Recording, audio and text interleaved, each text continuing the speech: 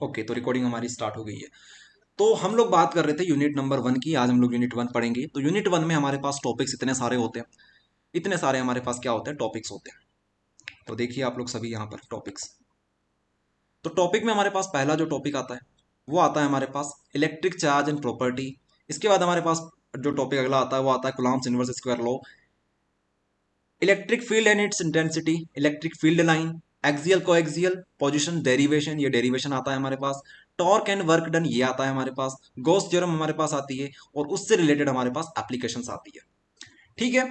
तो इसमें आपको काफी सारी चीजें ऐसी रहेगी जो कि आपको खुद से प्रैक्टिस करनी रहेगी, लेकिन ऐसी चीजें हम आपको बताएंगे जरूर जो कि आप लोग आसानी से कर सकते हो।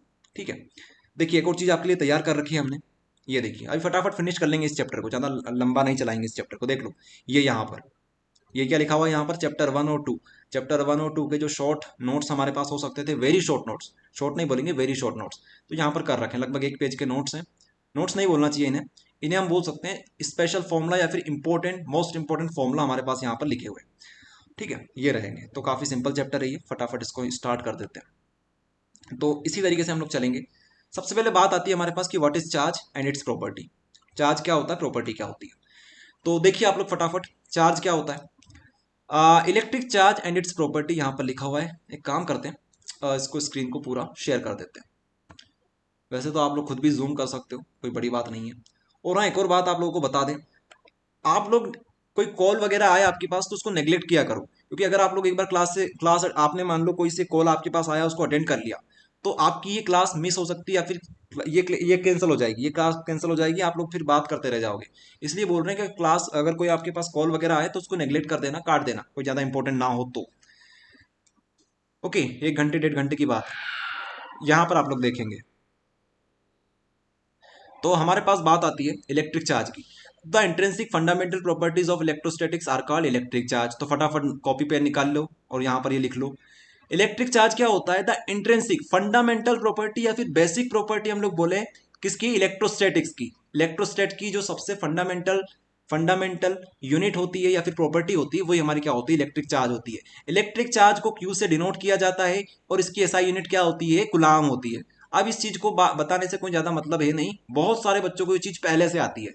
ओके, तो फटाफट इसको नोट करेंगे, शॉर्ट नोट्स आप लोग बनाना स्टार्ट कर देंगे, हेडिंग डालेंगे इलेक्ट्रिक चार्ज। इलेक्ट्रिक चार्ज क्या होता है बोलो सब, fundamental property of electrostats, fundamental fundamental properties of electrostatics, ये आप लोग बोल सकते हो। ये चीज नोट करनी, ये मत लिखना स्कॉल्ड वगैरह फिसकॉल्ड वगैरह, आपको सिर्फ लिखना है चार्ज क्या होता है, फंडामेंटल प्रॉपर्टीज ऑफ इलेक्ट्रोस्टैटिक्स। इसके अलावा चार्ज को क्यू से डोनेट किया जाता है, इसकी जो ऐसा यूनिट होती है वो होती है कूलाम। आप लोग डायमेंशन फॉर्मूला भी छोड़ दो, मत नोट करना इसको। अब हम लोग फटाफट 3 प्रॉपर्टी देख लेते हैं। चार्ज जो होता है वो होता है एडिटिव, मतलब आप चार्ज को जोड़ सकते हो। जैसे आपके पास चार्ज है, ये चार्ज है, ये चार्ज है, तो टोटल कितने चार्ज है आपके पास, 2 चार्ज है, तो हम लोग बोल सकते हैं ये एडिटिव प्रॉपर्टी शो करता है। इसके अलावा like charges repel each other और unlike charges attract each other, ये चीज आप लोग लिख लो। Like charges repel each other, unlike charges, like charges repel each other, unlike charges attract each other, ये लिखना। अंदर ये चीज मत लिखना इधर वेदर, ये जो लिखा हुआ है। ठीक है, पढ़ो पढ़ो फटाफट उनको लिखते जाओ। Electric charge attractive nature in होते हैं, उसके बाद लाइक चार्जेस होते हैं जो रिपल करते हैं, अनलाइक चार्जेस अट्रैक्ट करते हैं। इसके ऊपर हम लोग ज्यादा समय नहीं देना चाहते हैं क्योंकि बहुत बेसिक चीजें हैं। इसके अलावा जो सबसे इंपॉर्टेंट चीज यहां से आती है, ये जो चीजें ये हम लोग सीखेंगे। चौथी जो प्रॉपर्टी होती है वो हमारी ये होती है कि हम लोग जब the magnitude of all the free charges is always an integral multiple of electron, it is called quantization of charge. ये एक टॉपिक होता है, ये इंपॉर्टेंट क्वेश्चन भी होता है हमारे पास कि what is quantization of charge, quantization of charge. चलो एक काम करते हैं, एक बार देख लेते हैं कि आप सभी को वॉइस आ रही है नहीं आ रही है, नहीं तो पता चले हम लोग यहाँ पर बताते जाएं और आपको वॉइस ही ना आए। तो एक बार यहाँ पे चल के एक काम करते हैं, पहले तो यहाँ पर जिन बच्चों को एडमिट करना उनको कर लेते हैं। देखिए आप सभी को वॉइस आ रही है, एक काम करते हैं यहाँ पर हम लोग माइक ऑन कर देते हैं। एक दो स्टूडेंट बता दो वॉइस आ रही थी आप सभी को।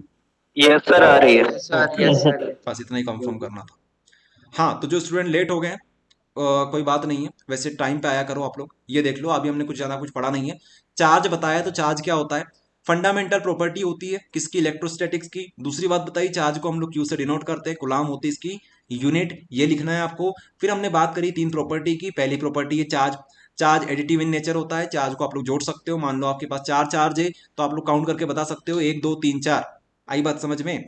फिर सेकंड पॉइंट हमने बोला कि लाइक चार्जेस होंगे तो वो रिपल करेंगे, अनलाइक होंगे तो वो अट्रैक्ट करेंगे। और जो चौथी बात है जो सबसे इंपॉर्टेंट है वो ये है कि जो हमारा चार्ज होता है ना, चार्ज चार्ज जो होता है क्यू, क्यू बोले तो कोई कंफ्यूजन नहीं होनी चाहिए।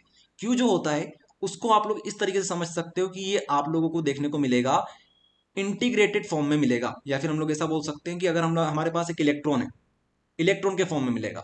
जैसे हम लोग बात करें इसकी जो वैल्यू होगी वो इलेक्ट्रॉन के फॉर्म में होगी, और साथ में इलेक्ट्रॉन कैसे होंगे, एन नंबर ऑफ इलेक्ट्रॉन्स होंगे, इंटीजर फॉर्म में होंगे। इसको सबसे सिंपल तरीके से समझने का तरीका ये है कि मान लो आप में से कोई एक स्टूडेंट कहाँ गया, आज मान लो बहुत अमीर हो चुका है वो, अब उसको गाड़ी लेके आनी है, कार लेके आनी है। तो कार लेने के लिए वो शोरूम पे गया, ठीक है। लेकिन उसने कार वाले से क्या बोला कि मुझे आधी तो अल्टो दे दो, आधी नैनो दे दो, आधी मुझे क्या दे दो, लैम्बोर्गिनी दे दो, चलो मानो इस तरीके से। तो क्या ऐसा संभव है? नहीं संभव है। जो कार होगी वो कैसे फॉर्म में होगी, वो वन के मल्टीपल में होगी। आपको वन कार लेनी है, कितनी कार लेनी है, एक एक करके 3 कार लेनी है या फिर 4 लेनी है। तो ये चीज होती है, जो कार होगी फुल्ली मिलेगी आपको। इसी तरीके से यहां पर है, जो आपको क्यू मिलेगा वो इलेक्ट्रॉन के फॉर्म में होगा, और ये जो एन यहाँ पे लगा रखा है ये बताता है इंटीजर को, या तो 0 ले लो, 1 ले लो, 2 ले लो, 3 ले लो। अब आप लोग बोलोगे आधा दे दो हमको, तो ये संभव नहीं है, ठीक है। तो हमारे पास दो चीजें होती है, एक होता है चार्ज की डायरेक्शन, एक होता है चार्ज का मैग्नीट्यूड। तो हम लोग यहाँ पर मैग्नीट्यूड की बात कर रहे हैं, मैग्नीट्यूड का मतलब होता है वैल्यू। तो the magnitude of all the free charges is always an integral integral multiple multiple of electron. ये स्टार्टिंग की जो 2 लाइन लिखी हुई है इनको आप लोग नोट करेंगे, और ये जो फॉर्मूला है ये नोट करेंगे, ये वाला। बस इतना सा नोट कर लो, इतना काफी है। फटाफट नोट करेंगे आप लोग सभी कि क्या होता है quantization of charge. Quantization charge का मतलब ये है कि जो हमारा चार्ज होगा वो इंटीग्रल मल्टीपल होगा इलेक्ट्रॉन्स के। आई बात समझ में? या फिर आप लोग ये ना लिखना चाहो तो ये लिख लो, चार्ज इज ऑलवेज, इतना लिखोगे इतना भी काम हो जाएगा यहां से यहां तक। Charge is always an integral multiple of electron. Charge is always integral multiple of electron. अपने माइंड में एक बार बोल के देख लो, charge is always integral multiple of electron. Charge is always integral multiple of electron. समझने की कहानी अगर बात करें तो Q is equals to N E, Q is equals to N E. Note करेंगे आप लोग फटाफट, और जितना शॉर्ट हो सके उतना शॉर्ट में आप लोग नोट करेंगे, फालतू का पेज वेस्ट नहीं करेंगे।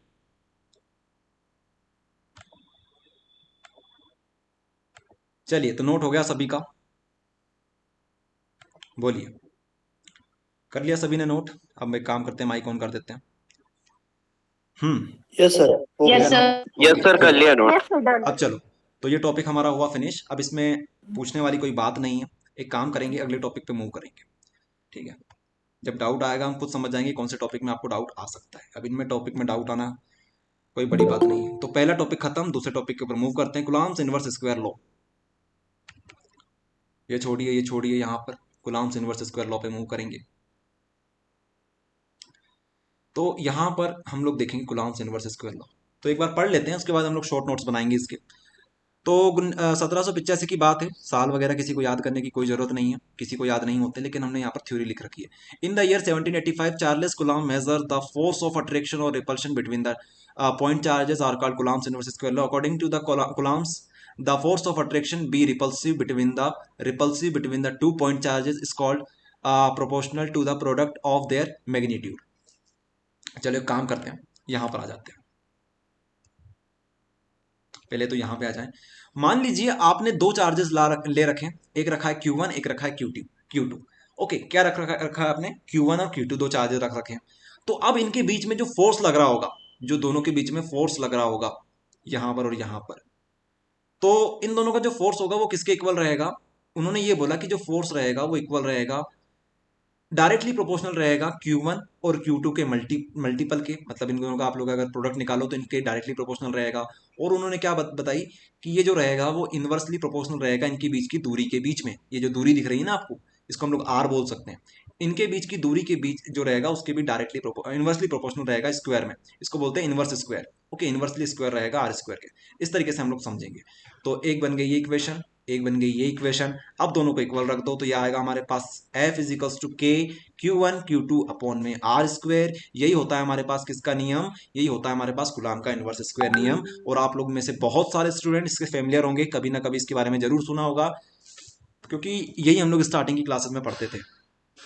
ओके तो ये रहा हमारे पास F is equals to K Q one Q two by R square. अगर डेरिवेशन आ जाए तो बना बना के लिख देना। ये लाइन लिखोगे उससे पहले एक थ्योरी वाली लाइन लिख देना यहाँ पर कि F is directly proportional to the product of Q one and Q two where Q one and Q two are the charges. इस तरीके से आप लोग लिख देना। फिर नीचे लिखना F is inversely proportional to the square of R square and R is here distance between the two charges. तो ये चीज आप लोग लिख लोगे अगर ये चीज समझ में आ गई तो। ओके ये डायग्राम आप लोग छोटा सा बना लो क्यू वन क्यू टू, इसके बीच में ये आर डिफाइन कर दो, इसके बाद ये फॉर्मूला लिख लो और ऊपर हेडिंग डाल देना कूलम्ब्स इनवर्स लॉ। ये अपना खत्म हो गया यहाँ पर। तो देख देख के नोट करने की कोई जरूरत नहीं है, थोड़ा सा अपना दिमाग लगाओ, नोट कर लो। ये चीज भी मत लिखो, ये चीज मत लिखना, कोई ये चीज मत लिखना, ये भी मत लिखना, ये भी मत लिखना, सिर्फ ये फॉर्मूला लिख लेना, क्योंकि अब इतना दिमाग तो आप में खुद है कि ये चीज कैसे आई है। ओके ये चीज आप लोग फटाफट नोट कर लो। एक और चीज आपको बतानी के की वैल्यू, वो भी बताएंगे, लेकिन फटाफट पहले ये नोट करो। बाकी क्लास में टाइम से आने की कोशिश किया करो यार आप लोग। यहाँ पर काफी सारे मैसेज हम देख देख पा रहे हैं, अभी भी कुछ लोग क्लास में आ रहे हैं। चलिए नोट हो गया आप सभी का। टाइम वेस्ट बिल्कुल भी नहीं करना चाहेंगे इस क्लास में। ये चीज हो गई हमारी थ्योरी, हम लोग मन से लिखेंगे। अब ये जो के की वैल्यू होती है इसको भी कुछ डिफाइन किया जाता है आगे जाके। के की जो वैल्यू होती है वो हम लोग बोलते हैं K is equals to 1/4 pi epsilon naught. 1/4 pi epsilon naught, ये भी लिख लो। ओके अब वापस से ये फॉर्मूला लिखने की जरूरत नहीं है, अगर आपने पहले एक बार लिख लिया है तो वही ठीक है। अब बस इतना सा और लिख लो। इतने हम लोग खुद समझदार है कि आगे जाके हमें इसकी वैल्यू पुट करनी पड़ेगी। तो आप लोग के की वैल्यू लिख लो 1/4 पाई एप्सिलॉन नॉट, इतना काफी है नीचे। वापस से ये चीज लिखने की जरूरत नहीं है। ओके इतना हमें समझ में आ जाएगा वहां पर भी। चलिए तो ये हो गया K is equals to 1/4 pi epsilon naught where epsilon naught is the permittivity of dielectric medium. तो अगर आप लोग एप्सिलॉन नोट को डिफाइन करना चाहें तो आप लोग यहाँ पर कॉर्नर में डिफाइन कर देना। एप्सिलॉन नोट को बोलते हैं परमिटिविटी, इसका नाम दिया जाता है परमिटिविटी। क्या नाम दिया जाता है इसका? परमिटिविटी। ये ऑब्जेक्टिव के पॉइंट ऑफ व्यू से थोड़ा सा इंपॉर्टेंट हो जाता है। एप्सिलॉन नोट जो होता है उसको बोलते हैं परमिटिविटी। ये जो फॉर्मूला है अभी इसको लिखने की जरूरत नहीं है, ये चीजें मत लिखना, ये जब ऑब्जेक्टिव पढ़ाएंगे तब इनको ट्रिक से बता देंगे करने का तरीका। अगर आप अभी से लिख लोगे तो फिर कंफ्यूज हो जाओगे। ओके जो चीज आपको बताई जा रही है सिर्फ वो लिखो। ये डाइलेक्ट्रिक मीडियम वगैरह मत लिखना, फिर एप्सिलॉन नोट लिखो, उसको लिखो परमिटिविटी। ओके तो इस तरीके से आपका ये कंप्लीट हो गया। अब आगे बात करें उससे पहले दो टॉपिक हमारे कवर हुए हैं। ठीक है आपसे बोला था कि 25 मिनट जैसे हो जाएगी हमारी, वैसे ही आप लोगों के लिए माइक ऑन करेंगे और फिर हमारे हमारे तब तक हमारे दो टॉपिक कवर हो जाएंगे। चलिए तो आप लोगों को माइक ऑन करने की परमिशन हमने दे रखी है, तो अच्छा सर, सबको ये समझ में जो आ गया होगा। इलेक्ट्रिक फील्ड है, इलेक्ट्रिक फील्ड की ये वाली डेफिनेशन ठीक है क्या? When a charge placed at a free space the region around this charge up to which so electrical influence is called electric field. सही है, क्या इसमें प्रॉब्लम है? अभी पढ़ाने वाले हैं वैसे इलेक्ट्रिक फील्ड वगैरह, लेकिन अभी जो दो टॉपिक हमने पढ़ाए हैं उनमें से एक हेलो काम करते हैं। शिवम रॉय, आप अपना माइक ऑन सर। करेंगे। शिवम, शिवम रॉय जिनका भी नाम है वो अपना हाँ माइक ऑन करें। जरा बताइए चार्ज क्या होता है? इलेक्ट्रिक चार्ज बताता हूँ। Intrinsic property. The intrinsic fundamental property of electrostatic are called electric electric charge. और कोई बताना चाहेगा? ठीक है शिवम आपने सही बताया, ओके तो आगे बोलो सर मैं कोई। फंडामेंटल बताऊं Property of matter. Fundamental fundamental properties charge of एक एक से मैं बोलो, बोलूं चलो मैं सर? बोलता हूँ। ममता आप ट्राई करो, ममता आप बोलो। ममता आप ट्राई करो, The बाकी सभी चुपचाप fundamental रहेंगे। properties of electrostatics is called electric charge. Its SI unit is coulomb and dimensional formula is m0l and 0t1 and e1 और it ठीक is है, a scalar quantity. Okay very good, इतना काफ़ी है। जितनी चीज़ आपको बताई थी उतना आपने बता दिया, इसके अलावा आपने जो भी बोला वो आपकी मर्जी से आपने बोला, कोई दिक्कत नहीं। अब इसके अलावा क्वांटाइजेशन ऑफ चार्ज कौन क्या होगा बताइए। आदित्य आप बताओ। सर मैं बताऊं ऑलवेज इन एम्पिरिकल। आदित्य को बता देने दो, उसके बाद और टॉपिक हमारे पास आएंगे तब आपकी बारी आ जाएगी। आदित्य आप सर बता जो दो चार्ज क्वांटाइजेशन का ऑफ चार्ज क्या होता है। चार्ज का जो मैग्नीट्यूड है वो हमेशा एक इंटीग्रल होगा, यानी जो वो होगा वो हाफ नहीं हो सकता, इट शुड बी फुल और एक नेचुरल नंबर होना चाहिए वो। चलो वेरी गुड, ठीक बताया आपने। बस यही तो चीज़ है, उसका फॉर्मूला क्या होता है? Q is equals to, Q is equals to number of Any electrons. हाँ और एनी जो होगा उसके आगे प्लस माइनस लगा लेना, क्योंकि जो इलेक्ट्रॉन्स होते हैं वो नेगेटिव यस चार्ज भी कंटेन करते हैं। ओके इस तरीके से। तो ये बात हो गई हमारी कंप्लीट। अब बढ़ते हैं आगे। तो हेलो अब आता सर, है हमारे। एक डाउट है। Hello sir. Hello sir. हाँ पूछो। सर आप परमिटिविटी का मतलब क्या होता है? देखो परमिटिविटी एक तरीके से आप लोग मान सकते हो कांस्टेंट है, आप लोगों को वैल्यू भी दिख रही होगी। तो हमारे पास जो के अपने आप में कांस्टेंट है, परमिटिविटी ऑफ डाइलेक्ट्रिक मीडियम, एक हमारे पास मीडियम्स होते हैं, एक हमारे पास एयर मीडियम होता है, एक वैक्यूम मीडियम होता है, एक मीडियम होता है हमारे पास वाटर मीडियम, एक होता है डाइलेक्ट्रिक मीडियम। अगला जो हमारे पास यूनिट चैप्टर है उसमें डाइलेक्ट्रिक मीडियम आएगा। डाइलेक्ट्रिक मीडियम क्या करता है, इलेक्ट्रिसिटी को अपने अंदर से और अच्छे से पास होने देता है। तो ये होता है, ये कांस्टेंट की सर तरह आप एयर लोग और ट्रीट कर वैक्यूम सकते एक ही हैं। होता है ना? यस यस भाई। एयर और वैक्यूम एक तरीके से अभी तो आप लोग ये मान के चलो ठीक है एक ही होता है, लेकिन अगर आप लोग अच्छे से समझना चाहो इसे तो ये दोनों चीजें अलग अलग है। वैक्यूम के अंदर माना जाता है कि एयर भी नहीं होती है। आई बात समझ में? वैक्यूम मतलब पूरा यस खाली। हेलो सर, हेलो सर, हाँ। एक डाउट है हम्म। सर। चार्ज की एक डेफिनेशन ये भी लिख सकते हैं क्या, the substance which get property of attraction?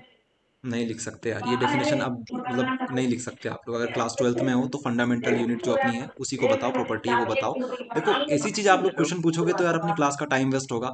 आपके पास डेफिनेशन हजारों मिल जाएगी, गूगल सर्च कर लेना, लेकिन एक डेफिनेशन पे अगर हम लोग स्टिक रहें तो हमारे माइंड में ज़्यादा कंफ्यूजन नहीं होगी। और अपने को वही एक आखिरी में लिख के तो एक ही आनी है ना आपको डेफिनेशन, तो हम लोग एक ही के ऊपर स्टिक करके रखेंगे। ओके। हेलो। तो अब आपका माइक ऑफ कर रहे हैं सबका, अगला टॉपिक आएगा unit charge. Unit charge, unit का मतलब होता है इकाई। इकाई को हम लोग एक भी मान सकते हैं। वैसे तो ये जो टॉपिक है इसको थोड़ा सा अच्छे से समझाना चाहिए, लेकिन अभी अभी जो मेरे पास समय है उसके हिसाब से इसको पढ़ाया जा रहा है। ओके। इसकी डेफिनेशन और भी अलग हो सकती है, जिन स्टूडेंट को आती है वो समझ गए होंगे। बाकी अभी आप लोग इतना सा समझ लो, यूनिट चार्ज जो होता है वो क्या होता है वो यहाँ पर आपको समझा देते हैं। If two charges of equal magnitude are placed 1 metre apart in the air और vacuum, experience a force of repulsion or attraction of 1 newton, called unit charge. यहां पे आ जाओ। यूनिट चार्ज का मतलब होता है एक सिंगल चार्ज, उसकी जो वैल्यू होगी उसको हम लोग बोलेंगे यूनिट चार्ज। ठीक है, यूनिट चार्ज आप लोग खुद सोच के देखो कि यार हमारे पास चार्ज है उसकी वैल्यू 1 कैसे हो सकती है, ये आप लोग कैसे ला सकते हो। तो आपको अगर ये फॉर्मूला याद है या फिर आपको ये वाला फॉर्मूला याद है, इसकी जगह पर अगर आपको के लिखोगे, ये भी आपको याद है, तो आप लोग बोल सकते हो कि अगर हमारे पास Q1 और Q2 ये जो हैं इनका अगर मैग्नीट्यूड दोनों का सेम हो जाए, ठीक है, इसके अलावा जो हमारे पास डिस्टेंस है वो हमारे पास कितनी हो जाए, 1 हो जाए, एफ हमारे पास कितना हो जाए, 1 हो जाए, इनका प्रोडक्ट जो हो जाए वो कितना हो जाए हमारे पास, 1 हो जाए, तो क्या हमारे पास हम लोग बोल सकते हैं कि जो Q आएगा हमारे पास वो क्या आएगा, वो 1 आएगा। देखो आप लोग करके यहाँ पर वैल्यू 1 रखो, इसको थोड़ी देर के लिए हटा दो, कांस्टेंट है इसको हटा दो, यहाँ पर 1 आया, इसकी जगह पे मान लो हमारे पास 1 आ गया। ठीक है, इन दोनों का मैग्नीट्यूड बन के हमारे पास मान लो एक सिंगल चार्ज है Q है हमारे पास, तो Q की वैल्यू क्या आएगी, ये 1 इधर जाएगा तो Q की वैल्यू हो जाएगी 1। तो हम लोग सिंपल सा ये बोल सकते हैं कि हमारे पास जो ये है आर स्क्वायर है, एक हमारे पास फोर्स है, फोर्स को हम लोग न्यूटन में लिखते हैं तो हम लोग बोलेंगे इसकी 1 न्यूटन हो जाएगी, और यहाँ पर जो हम लोग आर है हमारे पास वो 1 मीटर हो जाएगा। तो इन चीज़ को हम लोग बोल सकते हैं कि हमारे पास क्या बन जाएगा, यूनिट चार्ज हमें दे देगा। ऐसे करके आपको यहाँ पर समझना रहेगा। If two charges are equal magnitude, दो चार्जेस का मैग्नीट्यूड इक्वल है, and are placed 1 metre apart in air और vacuum, experience of force of 1 newton, 1 newton का फोर्स दिया इन्होंने, 1 मीटर की दूरी पर रख दिया है। ओके। इसके अलावा इक्वल मैग्नीट्यूड के दोनों चार्जेस, हमारे पास Q1 और Q2 को हम लोग सिर्फ Q लिख सकते हैं। तो इस तरीके से हमारे पास क्या मिल जाएगा, Q जो रहेगा वो क्या मिलेगा, हमारे पास यूनिट चार्ज मिलेगा। तो आप लोग इसको नोट कैसे कर सकते हो, शॉर्ट में लिखने का तरीका सिंपल सा है। सबसे पहले लिखना यूनिट चार्ज, यूनिट चार्ज में आप लोग लिखना कि हमारे पास F जो रहेगा, या फिर ऐसा लिख लेना अगर किसी को समझ में ना आए, if F is equals to 1 newton, okay, R equals to 1 metre, और हम लोग क्या लिख सकते हैं, Q1 इक्वल्स टू Q2, बस ये इतना सा लिख लो। अब इसके अलावा आप लोग डेफिनेशन मन से बना सकते हो। ओके, चलिए इतना नोट कर लो, इसको लिख लो यूनिट चार्ज।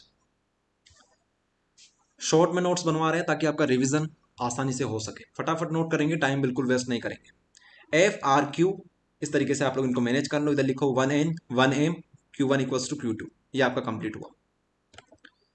चलिए तो ये हमारा हो गया फिनिश। अब इसको क्लियर करते हैं। देखो माइक सबका ऑन किया जाएगा, तो आप लोग चिंता मत करना कि हमारी बारी कुछ क्वेश्चन हो, आपके डाउट वगैरह हो तो क्लियर कर दिए जाएंगे। हाँ, तो ये टॉपिक हो गया हमारा, फिर से वहीं चलेंगे, फिर से हम लोग वहीं चलेंगे। अच्छा यहाँ पर था हमारे पास, यहाँ पर, तो यहाँ पर आप लोग आ जाइए। तो हमारे पास स्टार्टिंग के 2 टॉपिक कवर हो गए। तीसरा टॉपिक हम लोग पढ़ेंगे field, electric field and it's intensity, ये देखेंगे। उसके बाद इलेक्ट्रिक फील्ड लाइन देखेंगे। तो ये टॉपिक हम लोग कवर करेंगे फटाफट।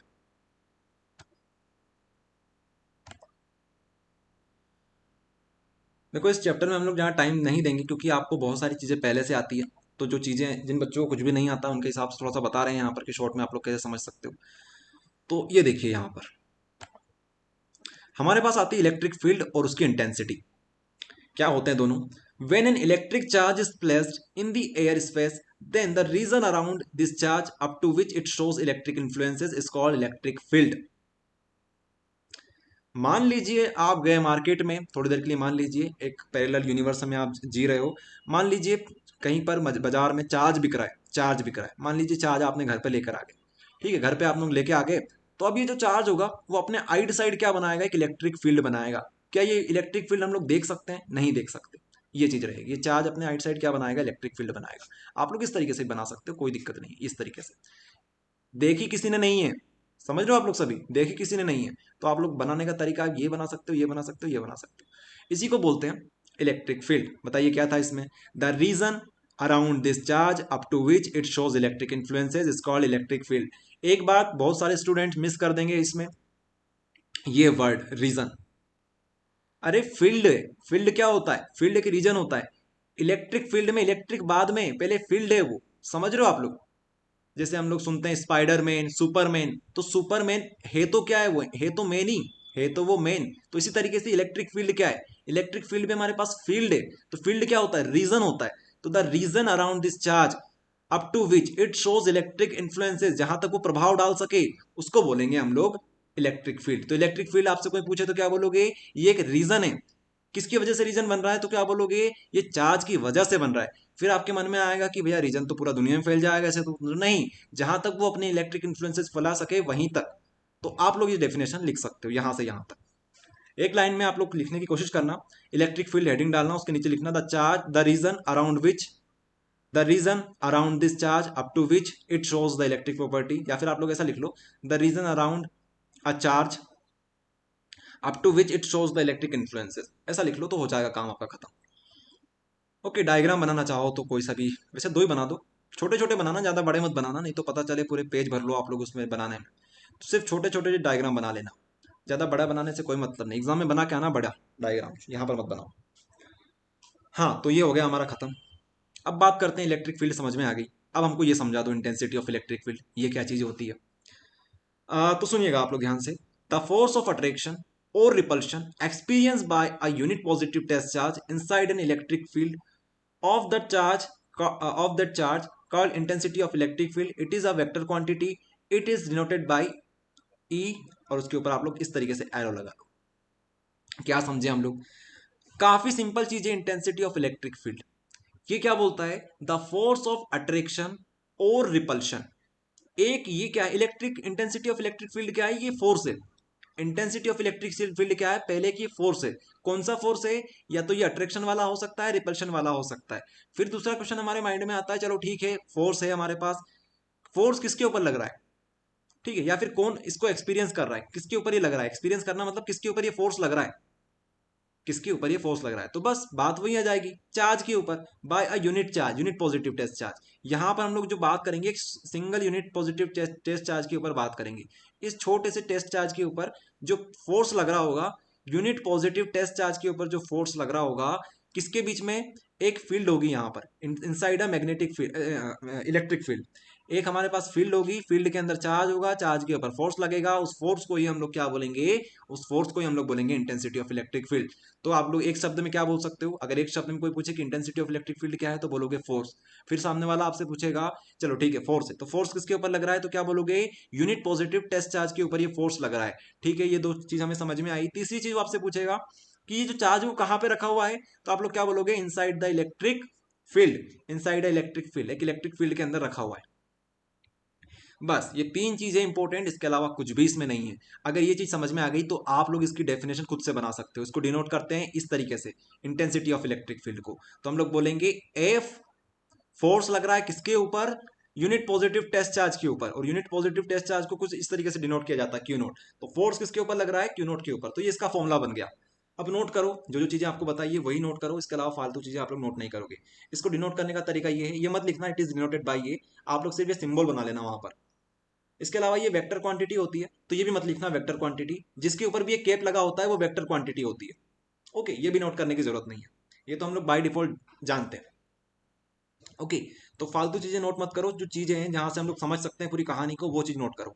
ओके, ये फॉर्मूला बहुत इंपॉर्टेंट है, इसको देखकर ही आप लोग आधी चीज लिख सकते हो। ये फोर्स है जो किसके ऊपर लग रहा है, क्यू नोट के ऊपर। इतना भी लिख के आ जाओगे तो हो सकता है आपको नंबर मिल जाए, लेकिन अगर आपको पूरे नंबर चाहिए तो लिख देना कि ये क्या है, इलेक्ट्रिक फील्ड के अंदर है।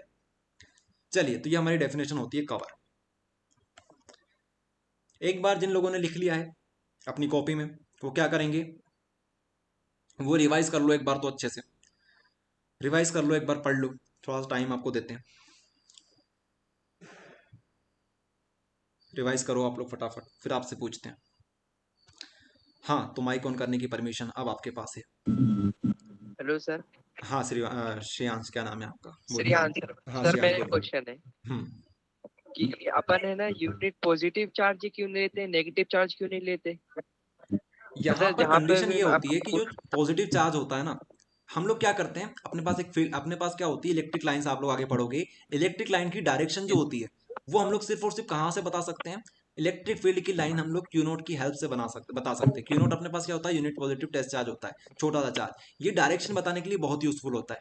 हमें एक पॉइंट पर रुकना था उस समय, जब साइंटिस्ट लोग जब ये डिस्कवरी कर रहे थे, तो उन्हें एक पॉइंट के ऊपर रुकना था। तो आजकल यस सर। क्या होता है ना, कि ये जो क्यू नोट जो चार्ज है हमारे पास, यही एक ऐसा है कि जो बेसिक चीज होती है, सबसे बेसिक बिल्डिंग ब्लॉक अगर बोले तो यही होता है क्यू नोट, जिसकी वैल्यू भी 1 होती है। तो इसी को आधारभूत मानते हुए उन्होंने पूरी कहानी की शुरुआत करी, और इसी को आखिरी में उन्होंने इसी चीज को बताते हुए इसकी डेफिनेशन दे दी। ठीक है, तो ये क्वेश्चन आपके माइंड में ऐसा नहीं होना चाहिए। ओके, क्यू नोट एक बेसिक चीज है। सर इसमें 3 नंबर का क्वेश्चन कैसे कराओगे? क्या होगा, इस चैप्टर के 3 नंबर क्वेश्चन कब करवाओगे, ऐसा पूछ रहे हो क्या आप? Yes sir. तो देखो यार, अभी क्या कर रहे हैं अपन लोग टॉपिक वाइज पढ़ रहे हैं, तो जैसे जैसे आते रहेंगे उसके हिसाब से आपको बताते चलेंगे। सर इसकी ऐसा यूनिट क्या होती है? इलेक्ट्रिक फील्ड की एसआई यूनिट आप लोग क्या निकालोगे, फोर्स की क्या होती है, बताओ। फोर्स की यूनिट होती है न्यूटन, और नीचे क्या लिखा हुआ है, चार्ज। चार्ज क्या होता है, कुलाम, तो न्यूटन पर कूलम, कुलाम। न्यूटन पर कूलम, न्यूटन। बस ये बन यस गया। सर। इस तरीके से आप लोग लिख सकते हो। चलिए, तो एक काम कीजिए, यहाँ पर हमारे पास स्टूडेंट्स कौन कौन दिख रहे हैं, एक बार काम करते हैं, उनसे पूछ लेते हैं।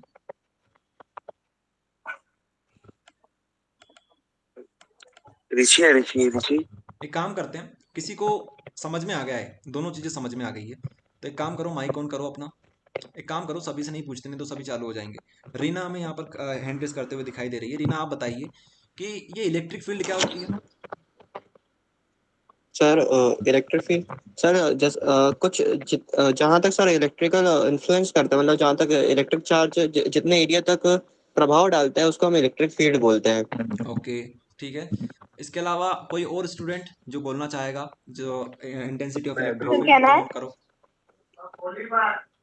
हाँ, बताओ, इंटेंसिटी ये ऑफ इलेक्ट्रिक फील्ड टोटल क्या नंबर है। Of electric. Particle of charge है, उसके अराउंड जो रीजन है जहां तक वो अपने इलेक्ट्रिक इन्फ्लुएंसेस यानी शो कर सकता है, उसे हम्म हम इलेक्ट्रिक फील्ड बोलते हैं। हम्म ठीक है, चलो ठीक है, इतना काफी है, अब आगे टॉपिक पे मूव करते हैं। तो आप लोग सभी माइक ऑफ कर लीजिए, यहाँ से हम लोग ऑफ कर देते हैं। चलो, काफी इतना। तो हम लोगों को 3 4 चीजें और समझ में आ गई। अब हमारे पास अगला टॉपिक क्या है, इलेक्ट्रिक फील्ड लाइन। तो देखो, यहाँ पर अगर आप इलेक्ट्रिक फील्ड लाइन नाम से क्लियर है कि ये क्या होगी, हमारे पास लाइंस होगी, तो ऐसा थोड़ा आप लोग भी दिमाग लगा लिया करो कि इलेक्ट्रिक फील्ड लाइन क्या होगी, लाइन होगी। तो इसके डेफिनेशन हम लोग आगे देखते हैं। एक बात ध्यान रखो कि अब एग्जाम का टाइम आ चुका है, हम लोग फालतू चीज़ों में ना घुसें। ज़्यादा अपने को साइंटिस्ट यहाँ पर बनने की जरूरत नहीं है, जो चीज़ें अपने पास है उनकी डेफिनेशन पढ़े, वही हमारे लिए काफ़ी है। ओके, तो इलेक्ट्रिक फील्ड लाइन आप लोग अगर यहाँ पर देखना चाहो, थोड़ा समझना चाहो, तो आपके माइंड में एक इमेज बन जानी चाहिए कि एक पॉजिटिव चार्ज होता है, नेगेटिव चार्ज होता है। एक हमारे पास एरिया होगा, कौन सा एरिया होगा, इसको हम लोग रीजन बोल सकते हैं। रीजन को हम लोग क्या बोल सकते हैं, इलेक्ट्रिक फील्ड बोल सकते हैं। तो उस रीजन में क्या होगी, लाइंस बनेगी, जो कहाँ से कहाँ तक जाएगी, क्या दिख रहा है आपको, पॉजिटिव से चालू होगी, नेगेटिव पे समझ आएगी। ये हम लोग समझ रहे हैं। देखो वेरो, देखो आप लोग, पॉजिटिव से चालू हो रहे हैं, नेगेटिव पे खत्म हो रहे हैं, इसी को बोलते हैं इलेक्ट्रिक लाइंस। आप देख लो आप लोग यहाँ पर, इलेक्ट्रिक लाइंस काफी इंपॉर्टेंट चीज है ये इलेक्ट्रिक लाइंस, और काफी सिंपल है। ओके, एक बार डेफिनेशन देख लेते हैं। हेडिंग तो आप लोगों ने डाल रखी होगी अपनी कॉपी में, इलेक्ट्रिक लाइंस, या फिर इलेक्ट्रिक लाइंस ऑफ फोर्स बोल सकते हो आप लोग, एक ही बात है। इलेक्ट्रिक लाइंस तो आप लोग समझा दिए, इलेक्ट्रिक लाइंस ऑफ फोर्स भी आप लोग इस तरीके से देख लो। इलेक्ट्रिक लाइंस ऑफ फोर्स, यहाँ पे क्या लिखा हुआ है, इन an electric field is a straight or curved path such that at any point gives the direction of electric field. क्या समझे हम लोग इससे? या फिर हमारे पास एक और डेफिनेशन है, electric lines of force is a closed continuous smooth virtual curve inside a electric field gives the direction of electric field. तो दोनों सेम ही है। तो ये वाली स्टार्टिंग वाली सिंपल है, तो ये देख लो। इलेक्ट्रिक लाइंस ऑफ फोर्स, आप लोग हेडिंग डालना, इलेक्ट्रिक लाइंस ऑफ फोर्स, ये हेडिंग डालोगे। अब आप लोग लिखो मत, अभी आप लोग ये चीज मत लिखना, अभी बताएंगे किस तरीके से आपको लिखनी है।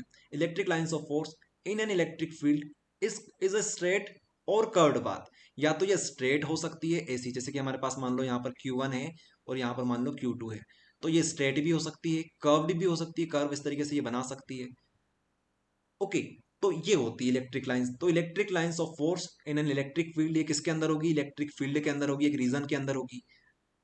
उसके बाद क्या लिखा हुआ है? Electric field is a straight और curved path such that at any point, किसी भी पॉइंट के ऊपर, इस पॉइंट के ऊपर, इस पॉइंट के ऊपर, इस पॉइंट के ऊपर, ये क्या बता रही है? Give the direction of electric field. तो इलेक्ट्रिक फील्ड जो हमारे पास रीजन है उसका डायरेक्शन बता देगी कि रीजन किस तरफ बन रहा है, इस तरफ बन रहा है ये। तो ये चीज होती है इलेक्ट्रिक लाइन से हमें क्या पता चल जाता है? डायरेक्शन पता चलती है कि किस तरफ से किस तरफ हमारी इलेक्ट्रिक फील्ड का प्रभाव घूम रहा है या पड़ रहा है। आई बात समझ में? तो इलेक्ट्रिक लाइंस का पहला काम क्या है? पहला तो आप लोग ये लिखोगे कि ये स्ट्रेट भी हो सकती है और कर्व्ड भी हो सकती है, कर्व पाथ भी हो सकती है। दूसरी बात हमें क्या समझ में आई? किसके अंदर होती है? तो बोलेंगे inside the electric field. Okay, तीसरी चीज हमें समझ में आई कि इससे फायदा क्या हुआ? तो फायदा ये हुआ कि हम लोग यहाँ से डायरेक्शन बता सकते हैं। किसकी डायरेक्शन बता सकते हैं? तो इलेक्ट्रिक फील्ड की डायरेक्शन बता सकते हैं। अब आप लोग इसे नोट कर लीजिए, ठीक है? कैसे नोट करेंगे? आप लोग चाहें तो पॉइंट वाइज नोट कर लीजिए। पॉइंट वाइज देखते हैं किस तरीके से आप लोग नोट कर सकते हो। सबसे पहले लिखेंगे straight and curve path, straight and curve path यहाँ पर लिखेंगे। दूसरे पॉइंट में आप लोग क्या लिख सकते हो? Inside the electric field. तीसरी बात क्या लिखोगे? Direction of the electric field, gives direction of electric field. या फिर हम लोग यहाँ से लिखना चाहें तो यहाँ से भी लिख सकते हो, eight any point gives the direction of electric field. तो 3 पॉइंट यहाँ पे बन सकते हैं, इलेक्ट्रिक लाइन से रिलेटेड 3 पॉइंट बन सकते हैं। फिर से सुनना, पहला पॉइंट क्या है? स्ट्रेट और कर्व पाथ हो सकती है। दूसरा पॉइंट हम लोग लिखेंगे कि इलेक्ट्रिक फील्ड के अंदर होगी। तीसरा पॉइंट हम लोग लिख सकते हैं कि ये क्या देगा हमें? Gives the direction of electric field at any point. ये 3 पॉइंट कंप्लीट हो गए। इस तरीके से हमारी डेफिनेशन तैयार हो गई। फटाफट लिख लीजिए, तीनों पॉइंट समझा दिए आपको, मन से लिखने की कोशिश करो। और डायग्राम के लिए आप लोग ये बना लो। अगर ये डायग्राम समझ में आ गया तो मान के चलो 2 प्रॉपर्टी तो आप लोग इसकी लिख ही दोगे, अभी प्रॉपर्टी भी आएगी। लिखो आप लोग सभी। यहाँ पर हम लोग एडमिट करते हैं, कौन लेट हो गए अभी यहाँ पर। माइक ऑन आपका कर दिया है वैसे, अगर आपको कोई डाउट हो तो पूछ सकते हो, बाकी हम यहाँ पर पढ़ा रहे हैं। तो ये रहेगा, देख लीजिए, डायग्राम बना लीजिए। बाकी अगर एक बार और आप किसी को नोट करना रह गया है तो लिख सकते हैं, पॉइंट वाइज कर लो और छोटा सा डायग्राम बना लो। डायग्राम इस तरीके रहेगा हमारा, ये नोट कर लेना और ये नोट कर लो। देखो, आपके माइंड में जिन जिन बच्चों ने अच्छी पढ़ाई कर रखी है, ठीक है, उनके माइंड में अगर डाउट आ रहे हैं तो अच्छी बात है। लेकिन ऐसे स्टूडेंट जिन्होंने अभी तक अच्छी पढ़ाई नहीं करी है, उनके डाउट, उनके कॉन्सेप्ट बहुत सारे रुके हुए हैं, तो उन बच्चों के माइंड में ऐसे फालतू के डाउट नहीं आने चाहिए कि यार ये ऐसे कैसे हो गया, ऐसे क्यों नहीं हुआ, क्योंकि अब एग्जाम का टाइम आ चुका है। ओके, अपन लोग यहाँ पर रिसर्च नहीं कर रहे हैं। आ रही है बात समझ में? चलिए, तो ये बात है, फटाफट नोट करो। चलो, कर लिया होगा आपने नोट। बाकी किसी का रह सर जाए 2 ना, मार्क हाँ, सर 2 मार्क्स में इसकी सर प्रॉपर्टीज भी आती है ना? 2 मार्क्स में भी आती है और 3 मार्क्स में भी आती है इसकी प्रॉपर्टी। अगर पिछले 10 साल के आप लोग पेपर देखोगे तो वहां पे आपको पता चलेगा कितनी बार ये क्वेश्चन आ चुका है। बहुत इंपॉर्टेंट क्वेश्चन है यार, ये तो बहुत इंपॉर्टेंट है प्रॉपर्टीज। सर हाँ सर हाँ, सर इसके 2 मार्क्स में कई बार ऐसे क्वेश्चन आ जाते हैं, जैसे कुछ उनने पूछ लिया, मतलब जैसे वो पूछ लेते ना कि अम, जैसे शार्प नाइफ वाला एक क्वेश्चन रहता था, वैसा एक क्वेश्चन है सर।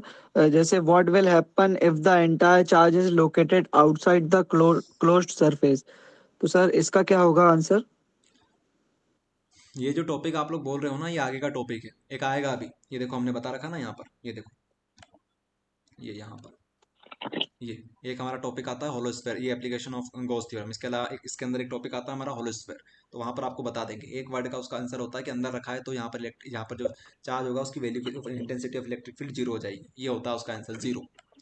बाकी एक और बात, ये जो आप लोग बोल रहे हो ना किस तरीके का क्वेश्चन आता था कि अगर हमारे पास चार्ज ऐसे हो, इसका ऐसा करें तो वैसा हो जाएगा, ये इस चैप्टर से अभी नहीं बनते। ये जो लॉजिकल क्वेश्चंस होते हैं ना, ये बनते हैं एटम एंड न्यूक्लियाई से। तो एटम एंड न्यूक्लियाई से बनता है, एक वहां से बनता है अपना मैग्नेट वाले चैप्टर से। यहाँ पर लॉजिकल क्वेश्चन बनाने लग गई एमपी बोर्ड। तो इस चीज को आप लोग पैटर्न समझो कि आखिरी बार कब क्वेश्चन पूछा गया था, 2012 में, 2013 में, और अब 2023 चल रहा है। आई बात समझ में? थोड़ा पैटर्न भी ध्यान रखा करो। ये कब ये क्वेश्चन पूछा और गया। सर आपको सर एक चीज बतानी थी। हाँ बताओ फटाफट। सर वो डीसी मोटर सर हटा नहीं है शायद। देखो डीसी मोटर से रिलेटेड आप क्वेश्चन बताओ आखिरी बार कब आया था। सर 2014 में आखिरी बार। 2014 में, और अब क्या चल रहा है 2023 चल रहा है। तो अभी तक क्वेश्चन नहीं बना है डीसी मोटर से, ठीक है। और डीसी मोटर तो बहुत जगह पढ़ाया भी नहीं जाता है। तो सर उसे छोड़ दें। छोड़ दो, कोई बड़ी बात नहीं है उसमें डीसी मोटर वगैरह। जी सर। एक यूनिट में दो, तो एक चैप्टर करके जा। नहीं ऐसा नहीं कर सकते, ये नहीं कर सकते आप कि ईएमआई पढ़ के चले गए ऐसे ही छोड़ के चले गए, क्योंकि ऐसा हो सकता है कि आपको 5 नंबर में दोनों किसी एक ही चैप्टर से देखने को मिल जाए। माइक ऑफ कर लीजिए, माइक ऑफ कर लीजिए, इतना समझदार सर आप लोग नहीं डायनामो है। सर तो आते ही सर है ना एक सर। एक और थिंग, सर एक और चीज है सर। जल्दी बोलो। जैसे जैसे सर ब्लूप्रिंट में 2 मार्क्स का, जैसे फर्स्ट यूनिट में दिया है 2 मार्क्स का 1 क्वेश्चन। तो सर 2 मार्क्स का परीक्षा बोर्ड में जो 2 मार्क्स के क्वेश्चन लिखे हैं वेरी शॉर्ट या शॉर्ट वाले, तो सर वही वही मतलब जो 10 क्वेश्चन है सर सिर्फ वही रीड कर लें सर या लर्न कर लें। ऐसा तो नहीं है कि आगे भी 3 मार्क्स का आएगा 2 मार्क्स के में। देखो जो 2 मार्क्स के होते हैं उनका उनका उनके जो क्वेश्चन, वो जो क्वेश्चन होते हैं छोटे होते हैं क्वेश्चन, उसके आंसर्स भी छोटे होते हैं, समझ के चलो आप लोग, उनके आंसर छोटे होते हैं। तो 3 नंबर का 2 नंबर में देना मुश्किल है। जैसे आप लोग सोचो कि एक्सजीएल को एक्सजीएल आपको 2 नंबर में दे देगा, तो ये बहुत मुश्किल है, ऐसा नहीं होता है। ओके। और सर सेम चीज 3 मार्क्स के उस पे अप्लाई होगा कि नहीं, कि तीन तीन मार्क्स का नंबर में फोर देखो, मार्क्स तीन या नंबर में फाइव ऐसा हो मार्क्स में सकता दे है कि दे। जो 4 4 नंबर 5 5 नंबर के क्वेश्चन है वो 3 नंबर में आ सकते हैं, ठीक है, ये आ सकते हैं। सर ये सब क्वेश्चन लास्ट में पूछ लेंगे ना। चलो ये अब टाइम हो गया अपना, बहुत टाइम अपन इसमें वेस्ट नहीं करना चाहते हैं। एक एक सेकंड अपने लिए, एक एक मिनट अपने लिए इंपॉर्टेंट है, तो ये रहेगा। ये क्वेश्चन आप लोग बाद में पूछ लेना, टाइम दे देंगे आपको, क्लास अपनी एंड होगी तो आपको टाइम दे देंगे। क्लास एंड होने से 10 मिनट, क्लास एंड होने से पहले हम 10 मिनट इसी चीज़ के ऊपर चर्चा कर लेंगे, उसमें कोई बड़ी बात नहीं है। लेकिन जिन बच्चों को यहाँ पर पढ़ना है उनको पहले पढ़ा देते हैं। चलिए, तो कहाँ तक हम लोग देख लिए थे, इलेक्ट्रिक फील्ड देख लिए थे, प्रॉपर्टी के ऊपर बात कर रहे थे, ठीक है। प्रॉपर्टी देखो, प्रॉपर्टी लिखना बहुत आसान है। एक दो प्रॉपर्टी तो आप लोग खुद बताओ क्या हो सकती है प्रॉपर्टी में। इसमें क्या लिख सकते हैं कि हमारे पास दो चार्जेस होते हैं, अगर मान लो चार्ज पॉजिटिव है चार्ज नेगेटिव है, तो चार्ज से हमेशा इलेक्ट्रिक लाइन निकलेगी। एक पॉइंट हमारा ये हो गया। दूसरा पॉइंट आप लोग ये लिख सकते हो कि नेगेटिव चार्ज पे सारी इलेक्ट्रिक लाइंस आ जाती है, इलेक्ट्रिक लाइंस नेगेटिव पे आती है, पॉजिटिव से जाती है। ये 2 पॉइंट, हमारी 2 प्रॉपर्टी खत्म हो गई। बताओ 2 नंबर आपको मिल गए प्रॉपर्टी के, यही तो प्रॉपर्टी है, यही तो इनके गुण है। और क्या है गुण इनके, ये होता है। और एक और बात कि जो आपको लाइन दिख रही है, क्या ये इंटरसेक्ट कर रही है, आपस में भिड़ रही है, कोलाइड हो रही है, नहीं हो रही। तो तीसरी प्रॉपर्टी ये लिख दो इसकी कि ये जो लाइंस होती है वो एक दूसरे को कोलाइड नहीं करती है, एक दूसरे को क्या नहीं करती है, आप लोग बोल सकते हो इंटरसेक्ट नहीं करती है। बस 3 पॉइंट हमारे कंप्लीट। अब इसको फटाफट देख लो, हमने तो यहाँ पर 6 पॉइंट लिख रखे हैं। देखो आपको क्या करना है, डायग्राम पहले तो बना लेना सभी लोग अच्छे से। पॉइंट देखो आप लोग, पहला पॉइंट क्या लिखा हुआ है, electric lines of force start from positive charge and and into the negative charge on a conductor. एक पॉइंट हमारा ये इंपॉर्टेंट हो गया कि पॉजिटिव से स्टार्ट होगा, नेगेटिव पे फिनिश होगी। एक पॉइंट खत्म। दूसरा पॉइंट देखो आप लोग, एक काम करो, दूसरा पॉइंट आप लोग यहाँ से ले लो, जो सिंपल है पहले वो करवा देते हैं। कहाँ गया हमारा, ये रहा, ये 5वां नंबर वाला जो बताया था अभी आपको कि two electric lines of force never intersect each other, that's why like charges repel. तो यहीं तक लिखना है, इतना काफी है। ओके, और क्या बताएं आपको, और क्या बताया था, in case of negative charge electric lines of force start from infinity and end at to the negative. हाँ ये चीज भी लिख सकते हो, पॉइंट नंबर 2 3। ये क्या बोलते हैं, ये देखिए कि मान लीजिए आपके पास एक ही चार्ज है, चार्ज आपके पास एक ही है। मान लीजिए जो चार्ज ये पॉजिटिव चार्ज है, इसको हम लोग इस तरीके से लिख सकते हैं, आपके पास मात्र एक पॉजिटिव चार्ज है प्लस क्यू। तो इस केस में क्या होगा, मान लीजिए इलेक्ट्रिक लाइंस यहाँ से निकलेगी, यहाँ पे आएगी लाइंस, ये तो हम समझते हैं। लेकिन ये लाइंस कहाँ से आएगी, ये लाइन कहाँ से आएगी, नेगेटिव से आना चाहिए, लेकिन नेगेटिव तो हमारे पास, अच्छा पॉजिटिव से निकलेगी, वेरी सॉरी। क्लास में बोलते बोलते क्या होता है कभी कभी इन चीज़ों को हम लोग ध्यान नहीं देते। पॉजिटिव से यहाँ से इलेक्ट्रिक लाइंस निकलेगी और नेगेटिव पे यहाँ पर फिनिश हो जाएगी। तो ये चार्ज, ये लाइंस जो होगी, ये क्या होगी, ये लाइंस जो होगी, ये यहाँ पर नेगेटिव चार्ज नहीं है, तो ये कहाँ पर जाएगी, इन्फिनिटी पे जाएगी, ठीक है। ये जो लाइंस होगी ये कहाँ पे जाएगी, इन्फिनिटी पे जाएगी। तो यही बात यहाँ पर लिखी हुई थर्ड पॉइंट में, इन द केस, अच्छा पॉजिटिव वाला केस कहाँ गया हमारा, ये तो नेगेटिव वाला केस है। In case of single charge, the electric lines of force start from the charge and end into an infinity in case of positive charge। ठीक है, end into the infinity in positive charge, infinity पर end होगी in case of positive charge। और इसका उल्टा कर दें अगर हम लोग कि हमारे पास मान लो एक नेगेटिव चार्ज है, तो क्या होगा, यहाँ पर इलेक्ट्रिक लाइन सब आएगी, कहाँ से आएगी, तो आप लोग क्या बोलोगे, इन्फिनिटी से आएगी। ओके, तो ये बात यहाँ पे होती है। तो सबसे इंपॉर्टेंट चीज हमारे लिए यहाँ पर ये हो जाती है कि पहले तो आपको ये चीज समझ में आना चाहिए। तो आप लोग पॉइंट आराम से बना सकते हो। हमें यहाँ पर 3 पॉइंट लिखना है, 3 नंबर में आता है। तो कौन कौन सा पॉइंट लिखोगे? पहला पॉइंट आप लोग लिखना, कोई आ चुका है क्लास में उसको सबसे पहले तो एडमिट करते हैं, यहाँ से एडमिट कर लेते हैं इन्हें। अब देखिए जरा यहाँ पर आप लोग फिर से आइए, तो हम लोग पॉइंट बनाएंगे। पहला पॉइंट आप लोग क्या लिखोगे कि electric lines of force start, हम लोग लिखेंगे electric intensity of electric field या फिर electric lines of force start positive से एंड एंड कहाँ पे होगी? नेगेटिव पे। ठीक है, इस तरीके से शॉर्ट में आप लोग बना लो। दूसरी बात क्या लिखोगी? इसके बाद आप लोग क्या लिख सकते हो कि इन case of single charge, in case of single positive charge, तो क्या बोलोगे? Line start from positive and and into infinity. फिर यहां पर लिखना इन केस ऑफ नेगेटिव चार्ज, क्या लिखोगे? नेगेटिव चार्ज के केस में लाइंस, या फिर आप लोग स्टार्ट की जगह क्या लिख सकते हो? कम्स कहाँ पे आएगा हमारा? कहाँ पे आएगी लाइंस ऑन नेगेटिव चार्ज के पास आएगी। कहाँ से आएगी? तो आप लोग बोलोगे इन्फिनिटी, या फिर आप लोग इसको ऐसा लिख लो कि इन्फिनिटी से स्टार्ट होगी, स्टार्ट फ्रॉम इन्फिनिटी एंड यहाँ पर आप लोग यहाँ पर इस तरीके से लिख लेना। एंड क्लोज या फिर कम कहाँ पे आएगी? ये नेगेटिव चार्ज के ऊपर, ऐसा कर लेना आप लोग। ठीक है, एरो को इस तरीके से कर लेना, ये आपके ऊपर है। और क्या बोलोगे? टू लाइन्स, ठीक है, two electric lines never intersect, ये हमारे 3 पॉइंट कंप्लीट हो गए। तो इस तरीके से आप लोग 3 पॉइंट बना सकते हो। चलिए फटाफट से नोट करेंगे आप लोग। प्रॉपर्टी यहाँ पर हेडिंग डालेंगे, इस तरीके से आप लोग शॉर्ट नोट्स बना लेंगे। आप लोग चिंता मत करना, ये जो लॉन्ग नोट्स हमारे होते हैं, स्टडी मटेरियल पूरा हमारा कंप्लीट होता है, ये हमने टेलीग्राम के ऊपर डाल रखा है। जिन स्टूडेंट का ये डाउट था कि टेलीग्राम पे हमें नहीं मिल रहे हैं, एक बार और अपलोड कर देंगे बस। तो ये मत सोचना कि हमें ये नोट्स कहाँ मिलेंगे, कैसे मिलेंगे, तो ये डाल रखे हैं सब। चलिए नोट करिए, ये 3 पॉइंट से फटाफट नोट कर लो। ऐसे तो पॉइंट हमारे पास बहुत सारे होते हैं, ये 6-7 पॉइंट्स होते हैं, और भी पॉइंट हमारे पास बन जाएंगे, लेकिन हमें लास्ट तक का क्या क्या चीज़ याद रहती है वो हमारे लिए इंपॉर्टेंट होता है। ठीक है, 3 पॉइंट याद करो, काफ़ी सिंपल है, इतना ही याद करो, इससे ज़्यादा याद करने की अब जरूरत नहीं है। जब ऑब्जेक्टिव पढ़ेंगे तब देख लेंगे 1-2 पॉइंट यहाँ से, और 3 पॉइंट आप लोग याद करके चलो, इतना काफ़ी है। चलिए तो फटाफट इसको देखते हैं। हमारे पास एक टॉपिक आता है इलेक्ट्रिक डाइपोल। डाइपोल क्या होते हैं? दो पोल जो होते हैं हमारे पास, इस तरीके से हम लोग इसकी डेफिनेशन लिखते हैं कि a system of charges equal in magnitude and opposite in nature which are placed very close to each other called electric dipole. तो इलेक्ट्रिक डाइपोल नाम से क्लियर है, डाइपोल, डाई मतलब होता है 2 पोल। तो अ system of charges equal magnitude, यहाँ पर आप लोग जो चार्ज देखोगे, यहाँ पर क्यू, यहाँ पर भी क्यू, तो ये दोनों का जो मैग्नीट्यूड है कैसा है? दोनों का मैग्नीट्यूड सेम है, लेकिन डायरेक्शन जो होगी वो अपोजिट होगी। इसका प्लस है तो इसका माइनस हो जाएगा। ठीक है, तो ये इस तरीके से इनके डायरेक्शन बनेंगे। अगर ये पॉजिटिव है तो ये नेगेटिव हो जाएगा। तो आपको इस तरीके का सिस्टम बनाना है जिसके अंदर ये पूरा क्या एक सिस्टम ही तो है, ये सिस्टम इस तरीके से डिजाइन करना है आपको कि आपके पास जो चार्जेस होंगे, 2 चार्जेस रखो, डाइपोल लिखा हुआ है तो 2 चार्जेस रखो, दोनों के बीच दोनों जो चार्जेस रहेंगे उनका मैग्नीट्यूड सेम रहेगा। लेकिन अगर हम लोग बात करें डायरेक्शन की, या फिर हम लोग बोल सकते हैं नेचर की, नेचर बोलना और सही रहेगा, तो एक का रहेगा पॉजिटिव नेचर, एक का रहेगा नेगेटिव नेचर, और इन दोनों के बीच की जो दूरी रहेगी ये कैसी रहेगी? वेरी स्मॉल, या फिर हम लोग बोल सकते हैं ये दोनों आपस में बहुत क्लोज रहेंगे। बस इतनी सी चीजें, इसको बोलते हैं सिस्टम को इलेक्ट्रिक डाइपोल। क्या बोलते हैं? Electric dipole. यहां पर आप लोग डी भी लिख सकते हो, लेकिन आप लोग इसको इस तरीके से भी लिख सकते हो, 2L। ठीक है, यहां पर मान लो सेंटर होगा इन दोनों का, इसको O बोल दो, तो यहां से यहां तक की लेंथ L हो जाएगी हमारी, और यहां से यहां तक की लेंथ हमारी L हो जाएगी। तो क्या हम लोग बोल सकते हैं यहां से लेकर यहां तक की लेंथ हमारी कितनी हो जाएगी? 2L। ठीक है, 2L, ये बात होती है हमारी। आई बात समझ में? इस तरीके से डी लिखोगे, अभी के लिए डी सही है, लेकिन आप लोग अगर स्टैंडर्ड लैंग्वेज में लिखना चाहो तो यहाँ पर 2L लिख लेना। ओके, अगर आपने डेरिवेशन कर रखे हैं एक्सियल को एक्सियल वाले, तो आपको पता होगा कि यहाँ पर 2L आता है। चलिए, तो यहाँ पर 2L आप लोग इस तरीके से लिख लेना।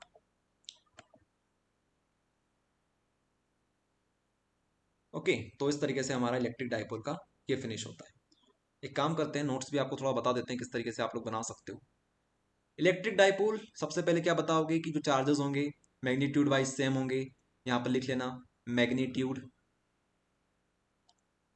मैग्नीट्यूड सेम होगा। इसके अलावा नेचर की बात करो, यहाँ पर नेचर, तो नेचर में लिखना यहाँ पर फिर से +Q -Q। इसके बाद नेचर कंप्लीट हो गया। इसके बाद लिखना कि दूरी इन दोनों के बीच की कैसे होगी? Very small. यहाँ पर लिखना डिस्टेंस वेरी स्मॉल, ठीक है। और इसको यहाँ पर लिख लेना 2L करके, बस इतनी सी चीज़ लिख लो शॉर्ट में।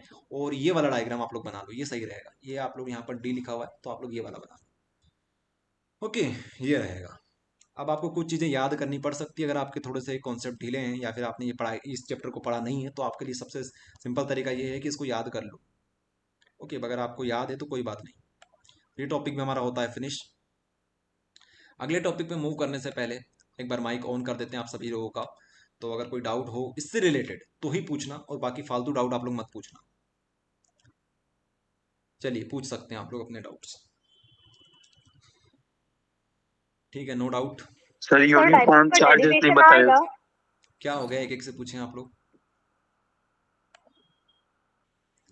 सर डायपोल का डेरिवेशन आ सकता है?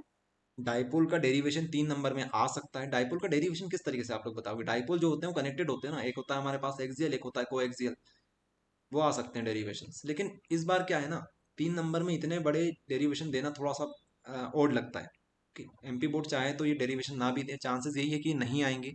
लेकिन होता क्या है फिजिक्स में, शायद 2019 या फिर 2020 की बात है, शायद 2020 या फिर 19, ठीक है हमको याद नहीं है सही से, 2019 या 20 में से कंफर्म था। अपने पास क्या होता है ना, फिजिक्स के अंदर जो रे ऑप्टिक्स होता है, वहां पर कहा यह गया था कि 3 नंबर का उस समय क्वेश्चन आएगा। तो 3 नंबर का जो क्वेश्चन आया था उसमें क्या दे दिया था उन्होंने, डेरिवेशन दे दिया था। और डेरिवेशन किसका दिया था? प्रिज्म का डेरिवेशन दिया था, ठीक है। प्रिज्म फॉर्मूला हम लोग डिराइव करने को बोला गया था।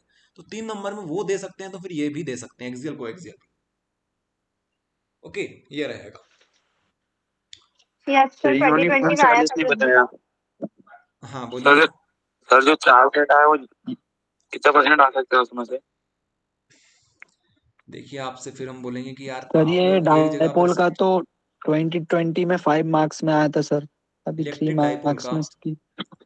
हाँ सर, 5 मार्क्स में आया था वो 2020 में, जब ब्लूप्रिंट हाँ में ऐसा इसमें आता है 5 मार्क्स देखो। का था हाँ तो क्वेश्चन। उसमें ऐसा होता है कि 2 नंबर में आपसे पूछा जाता है कि व्हाट इज इलेक्ट्रिक डाइपोल। उसके बाद आपसे पूछ लेते हैं कि आप ये बताइए कि एक्सियल पोजीशन पे किस तरीके से इंटेंसिटी ऑफ इलेक्ट्रिक फील्ड होगी एक पर्टिकुलर चार्ज की। इस तरीके से क्वेश्चन बनता है। तो 3 नंबर में ऐसा बना दिया, 2 नंबर में ऐसा बना दिया, तब जाके 5 नंबर का वो बना। यूनिफॉर्म चार्जेस क्या होता है सर? क्या हो गया? यूनिफॉर्म यूनिफॉर्म इलेक्ट्रिक फील्ड, क्या यही बोलना चाहते हो क्या? Yes sir. चलो आगे बताएंगे आपको यूनिफॉर्म इलेक्ट्रिक फील्ड सर क्या होती है, सबकी सर ये डायरेक्शन सेम होती है। इंटेंसिटी ऑफ इलेक्ट्रिक फील्ड में एक प्रॉपर्टी की लाइन है सर, वो करेक्ट है कि नहीं sir? Field line repealed bye positive charge attracted by negative charge, ये ऐड कर सकते हैं सर उसमें? फिर से बोलो एक बार, क्या बोल रहे ये हो? सही है। Field field lines repealed bye positive charge and attracted by negative charge. ऐसा थोड़ी ना होता है। जो फील्ड होती है हमारी, फील्ड को तो हम बता रहे हैं, डायरेक्शन उसी को तो हम दे रहे हैं। आप लोग ऐसा सिंपल सा ये बोलो ना कि जो हमारा पॉजिटिव चार्ज है वहां से इलेक्ट्रिक लाइंस निकलेगी, और ये सब कुछ कहाँ पे हो रहा है? एक इलेक्ट्रिक फील्ड के अंदर हो रहा है, ये चीज बताओ। आप लोग ये कंफ्यूज मत हो कि फील्ड को ही आपने वहां पर रिपल अट्रैक्ट करवा दिया। फील्ड तो अपनी एक कांस्टेंट हो गई है, उसके अंदर ये चीजें चल रही है। ओके। सर सर ठीक है सर। देखो करने को आपके पास बहुत सारी ये जो आप बोलते हो प्रॉपर्टीज आपके पास होती है। आप लोग अपनी फिजिक्स सर में क्या इलेक्ट्रिक देखोगे? हाँ बोलो। सर ये इलेक्ट्रिक फील्ड लाइंस की सर प्रॉपर्टीज में ये भी लिख सकते हैं ना कि सर ये कंडक्टर से पास नहीं होती। लिख सकते हो। अब मेरी बात सुनो, प्रॉपर्टी में बहुत सारी प्रॉपर्टीज है। आप ये बात ध्यान सर रख लो कि अपनी जो क्लासेस चल रही है, इस तरीके से चल रही है कि अपने एग्जाम बहुत ज़्यादा पास है। और एक और बात कि यहाँ पर ऐसे स्टूडेंट बहुत सारे हैं जिन्होंने अभी ज़्यादा कुछ पढ़ाई नहीं करी है। तो अगर इन चीज़ों पे ही प्रॉपर्टी को आप पढ़ाने लग गए तो हो सकता है कि हमें आधा घंटा से प्रॉपर्टी पढ़ाने में लग जाए। आई बात समझ में? हमें फटाफट 2-2 चैप्टर खत्म करने हैं। तो इन चीज़ों पे आप लोग ध्यान दो। हमें पता है कि आप लोगों के मन में डाउट आ रहे होंगे कि यार ये हो सकता है, ये हो सकता है। तो प्रॉपर्टी के लिए आप लोग खुद थोड़ा सा आप लोग अपनी तरफ से एफर्ट डालना, एक्स्ट्रा एफर्ट डालना, आप लोग और ज़्यादा पढ़ सकते हो। ओके, तो इस चीज़ को आप लोग ध्यान रखा करो कि अपना जो टारगेट है वो क्या है, अपन लोग किस समय पढ़ाई कर रहे हैं, ये इंपॉर्टेंट बात है। चलिए, अगर अपनी क्लास अगर अगस्त वगैरह में होती, या फिर हम लोग बात करें जुलाई अगस्त में होती, तो आपके सारे के सारे डाउट क्लियर करते। लेकिन अब इतना समय नहीं है अपने पास कि इन चीज़ों पे ज़्यादा अपन लोग टाइम वेस्ट करें। ठीक है। तो ये जो आपने 12 देखा था, इसी का एक नाम और दे देते हैं वो लोग, इफेक्टिव लेंथ। तो इफेक्टिव लेंथ कहीं कुछ नहीं है, 12 है। 12 को इफेक्टिव लेंथ बोलते हैं। एक और बात यहां पर देख लो, हमारे पास आता है इलेक्ट्रिक डाइपोल मूवमेंट, जिसको हम लोग पी बोलते हैं। इलेक्ट्रिक डाइपोल समझ में आ गया? इलेक्ट्रिक डाइपोल मूवमेंट क्या होता है? ये होता है Q इंटू 2L। तो हम लोग बोल सकते हैं a charge into its effective length is called electric dipole moment. तो फटाफट से ये हेडिंग डालेंगे, इलेक्ट्रिक डाइपोल मोमेंट क्या होता है, इसको इस तरीके से रिप्रेजेंट किया जाता है। ठीक है, इस तरीके से रो का सिंबल इसके लिए बनाया जाता है। ये पी जो दिख रहा है ना आपको, इसको रो इस तरीके से बोलते हैं, रो बोलते हैं। तो ये सिंबल बनाया जाता है, इसको लिख लो Q इंटू 2L। इसमें ज़्यादा कुछ नहीं है, इसको सिंपल सा भाषा में यही बोलते हैं कि आप लोग प्रोडक्ट कर दो, किस किस का प्रोडक्ट कर दो आप लोग, magnitude of either charge, positive और नेगेटिव एक चार्ज कोई सा उठा लो, और साथ में उसका मल्टीप्लाई किसके साथ करो, डिस्टेंस बिटवीन देम, दोनों चार्जेस के बीच में जो डिस्टेंस होगी उससे मल्टीप्लाई कर दो। तो Q इंटू 2L जो होता है हमारे पास, ये होता है डाइपोल मोमेंट। तो एक लाइन के अंदर अंदर इसको लिख लो, सिर्फ ये लिख लो, इतने में आपको इतना इतना लिख लो, ये हेडिंग डाल लो, बस इतना काफी है, ज्यादा कुछ लिखने की जरूरत नहीं है। वेक्टर क्वांटिटी, फैक्टर क्वांटिटी, ये बस सब रहने दो। चलिए, इतनी बात हमें समझ में आई। बाकी ऐसे स्टूडेंट जो कि पढ़ना चाहते हैं और अधिक पढ़ना चाहते हैं, ज्ञान के लिए भी पढ़ना चाहते हैं और एग्जाम में 90, 95, 97 लाना चाहते हैं, उनके लिए कंटेंट डिलीवर है यूट्यूब पर। इसके वीडियोस हमने बना रखे हैं, हर एक ये जो लाइन दिख रही है ना, हर एक लाइन का मतलब बता रखा है आपको। लेकिन अब इतना समय हमारे पास नहीं है कि हम लोग एक ही टॉपिक को लेकर बैठे हैं, उसके ऊपर आधे घंटे चर्चा करें, तो उसमें अच्छा नहीं लगेगा। चलिए, तो ये चीज़ हमारे पास हो गई है। अब हमारे पास कुछ डेरिवेशंस आते हैं। ठीक है, डेरिवेशंस आते हैं, लेकिन डेरिवेशंस को थोड़ा सा हम लोग नेगलेक्ट करेंगे। हम लोग जो इंपॉर्टेंट चीज़ें हैं उनके ऊपर थोड़ा सा फोकस करना चाहेंगे। यहाँ पर आप लोग आ जाइए डायरेक्ट यहाँ पर, यहाँ पर, ठीक है, इलेक्ट्रिक फ्लक्स के ऊपर। इलेक्ट्रिक फ्लक्स, जो चीज़ें सिंपल है, जो हम लोग याद कर सकते हैं, उनके लिए ये चीज़ पढ़ाई जा रही है। इसके अलावा हमारे पास कुछ कॉन्सेप्ट ऐसे होते हैं जो कि डिफिकल्ट होते हैं, लेकिन वो भी इंपॉर्टेंट होते हैं, तो अभी उनके ऊपर ज़्यादा चर्चा नहीं की जाएगी। हम लोग क्या करेंगे, हम लोग हो सका तो एक्स्ट्रा क्लास ले लेंगे, जहां पर डिफिकल्ट टॉपिक जो कि थोड़े से इंपॉर्टेंट होते हैं उनको हम लोग ले लेंगे। जो समय ज़्यादा लेते हैं उनको अभी हम लोग डिस्कस नहीं करेंगे। जो कम समय में ज़्यादा इंपॉर्टेंट चीज़ें होती हैं उनको हम लोग कवर करना चाहते हैं। Concept of electric flux, concept of electric flux. अच्छा, मैग्नेटिक फ्लक्स समझ में आया था आप सभी को, मैग्नेटिक फ्लक्स पढ़ाया था हमने स्टार्टिंग की क्लासेस में। तो ऐसे ही सिंपल सा कॉन्सेप्ट यहाँ पर होता है। तो the electric flux associated with the surface, एक एरिया बनाओ फिर से, इस एरिया से जितनी नंबर ऑफ इलेक्ट्रिक लाइंस, इस बार इलेक्ट्रिक लाइंस होगी, इलेक्ट्रिक लाइंस जितनी इस पर्टिकुलर एरिया से पास होगी, ओके, 90 डिग्री के साथ, यहां पर जो एंगल बनेगा वो 90 डिग्री का बनना चाहिए। तो ऐसे में इसी कॉन्सेप्ट को हम लोग क्या बोलते हैं, इलेक्ट्रिक फ्लक्स बोलते हैं। तो आप लोग ये मत लिखना कॉन्सेप्ट वगैरह, इलेक्ट्रिक फ्लक्स हेडिंग डालना, और यहाँ पर सिंपल से 3 पॉइंट अपने लिख लेना कि हमारे पास क्या होना चाहिए। हमारे पास सबसे पहले तो एक एरिया होना चाहिए।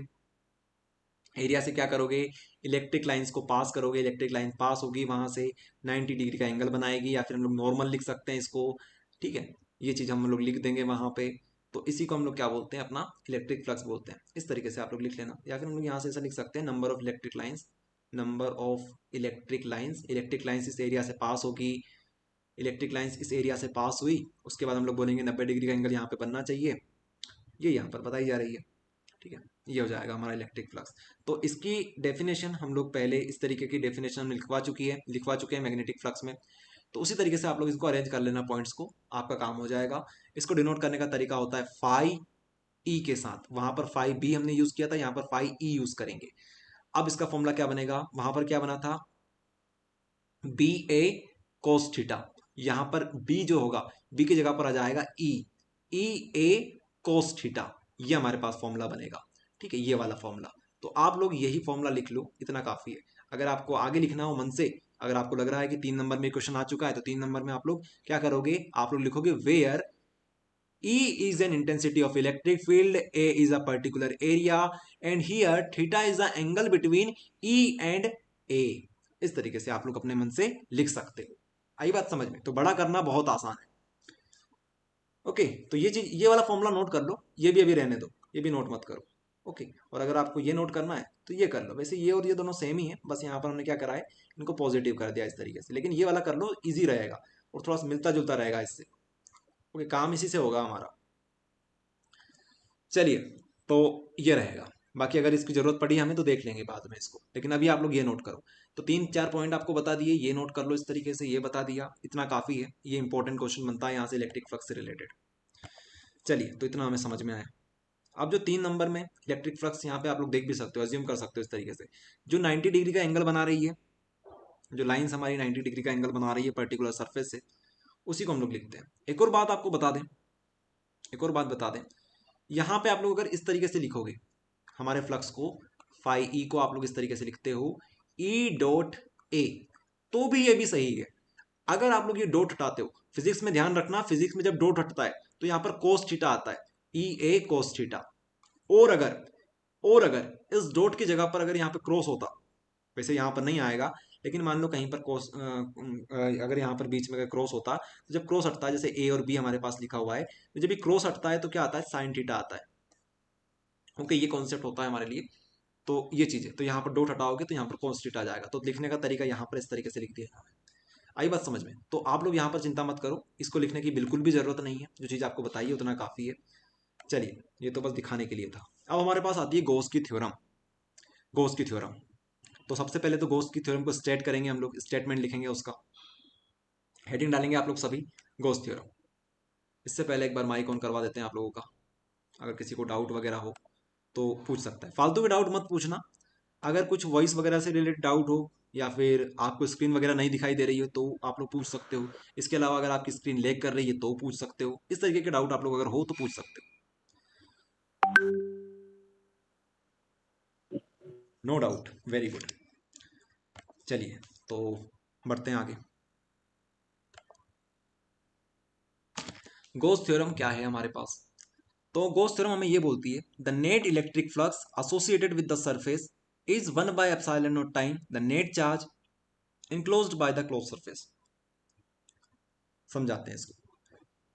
यहां पर देखेंगे आप लोग, हमें यहां पर यह बताया गया है कि द नेट इलेक्ट्रिक फ्लक्स, जितना भी इलेक्ट्रिक फ्लक्स हमारे पास बन सकता है थ्रू अ क्लोज सरफेस। एक सरफेस है हमारे पास, मान लीजिए एक सरफेस है, इस सरफेस से जितना भी इलेक्ट्रिक फ्लक्स बना सकती है, जो सरफेस से कितनी लाइंस यहां से निकल सकती है, वो जितना फ्लक्स जनरेट कर सकती है, जितना फ्लक्स ये जनरेट कर सकती है, उसको अगर आप लोग मैथमेटिकल फॉर्म में लिखना चाहो तो वो क्या होगा, द नेट नेट का मतलब होता है resultant total, the total electric flux through a close surface is 1/ε0 time, is 1/ε0 time, 1/ε0 time किसका, ε0 time, epsilon time the net charge enclosed by the closed surface, the net charge enclosed by the closed surface।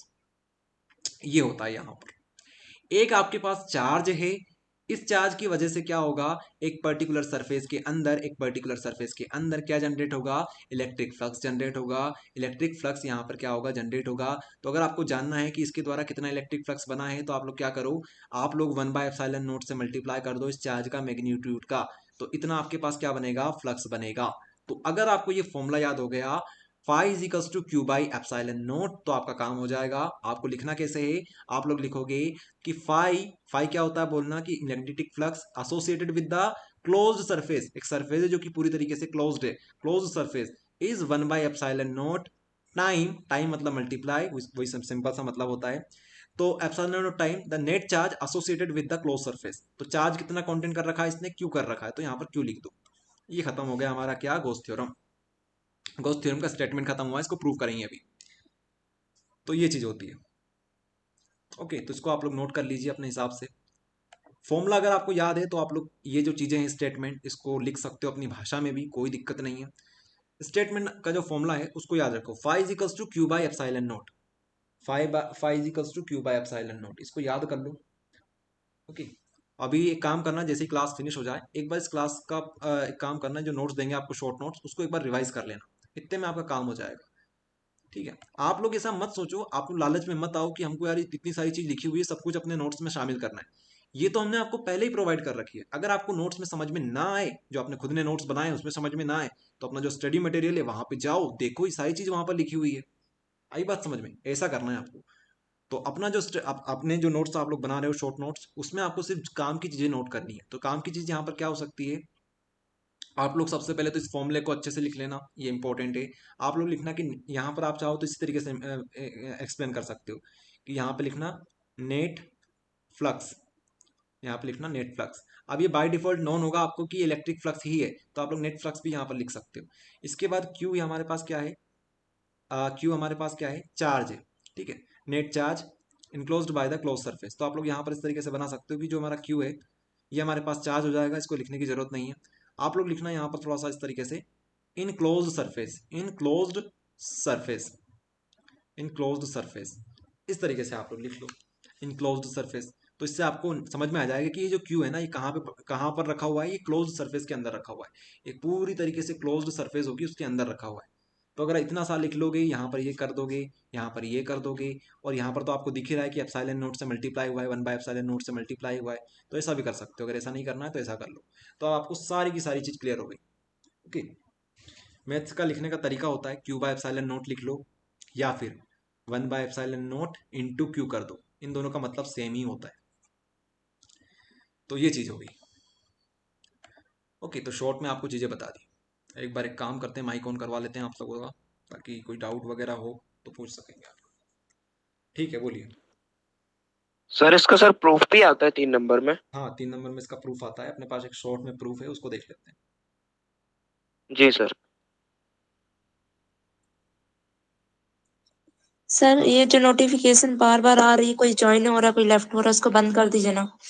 पर यहाँ से क्या दिखता है वही है। चलो एक काम करते हैं, वैसे यहाँ से नहीं हो पाता, ये जो गूगल मीट है इसमें ये चीज़ होती है ना, कोई ज्वाइन करता है, कोई लेफ्ट होता है, उसको स्टॉप करने का कुछ दिखा नहीं हमें, परमिशन यहाँ से कोई दिखी नहीं कि आप लोग इस तरीके से परमिशन हटा सकते हैं। थोड़ा सा मैनेज करो उसको, बाकी अपना जो कॉन्सेप्ट है उस पर थोड़ा सा ध्यान दो, इन चीज़ों पर अगर ध्यान ना दो तो अच्छा रहेगा।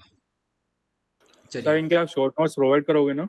हाँ करते हैं ना, क्लास अपनी एंड होने के बाद आधे घंटे 1 घंटे के बाद ओके सर। आपको प्रोवाइड कर देते हैं। वैसे तो शॉर्ट नोट्स आपसे खुद से बनवाए जाते हैं कि आप लोग खुद बनाओ, सबसे बेस्ट तरीका तो वही है।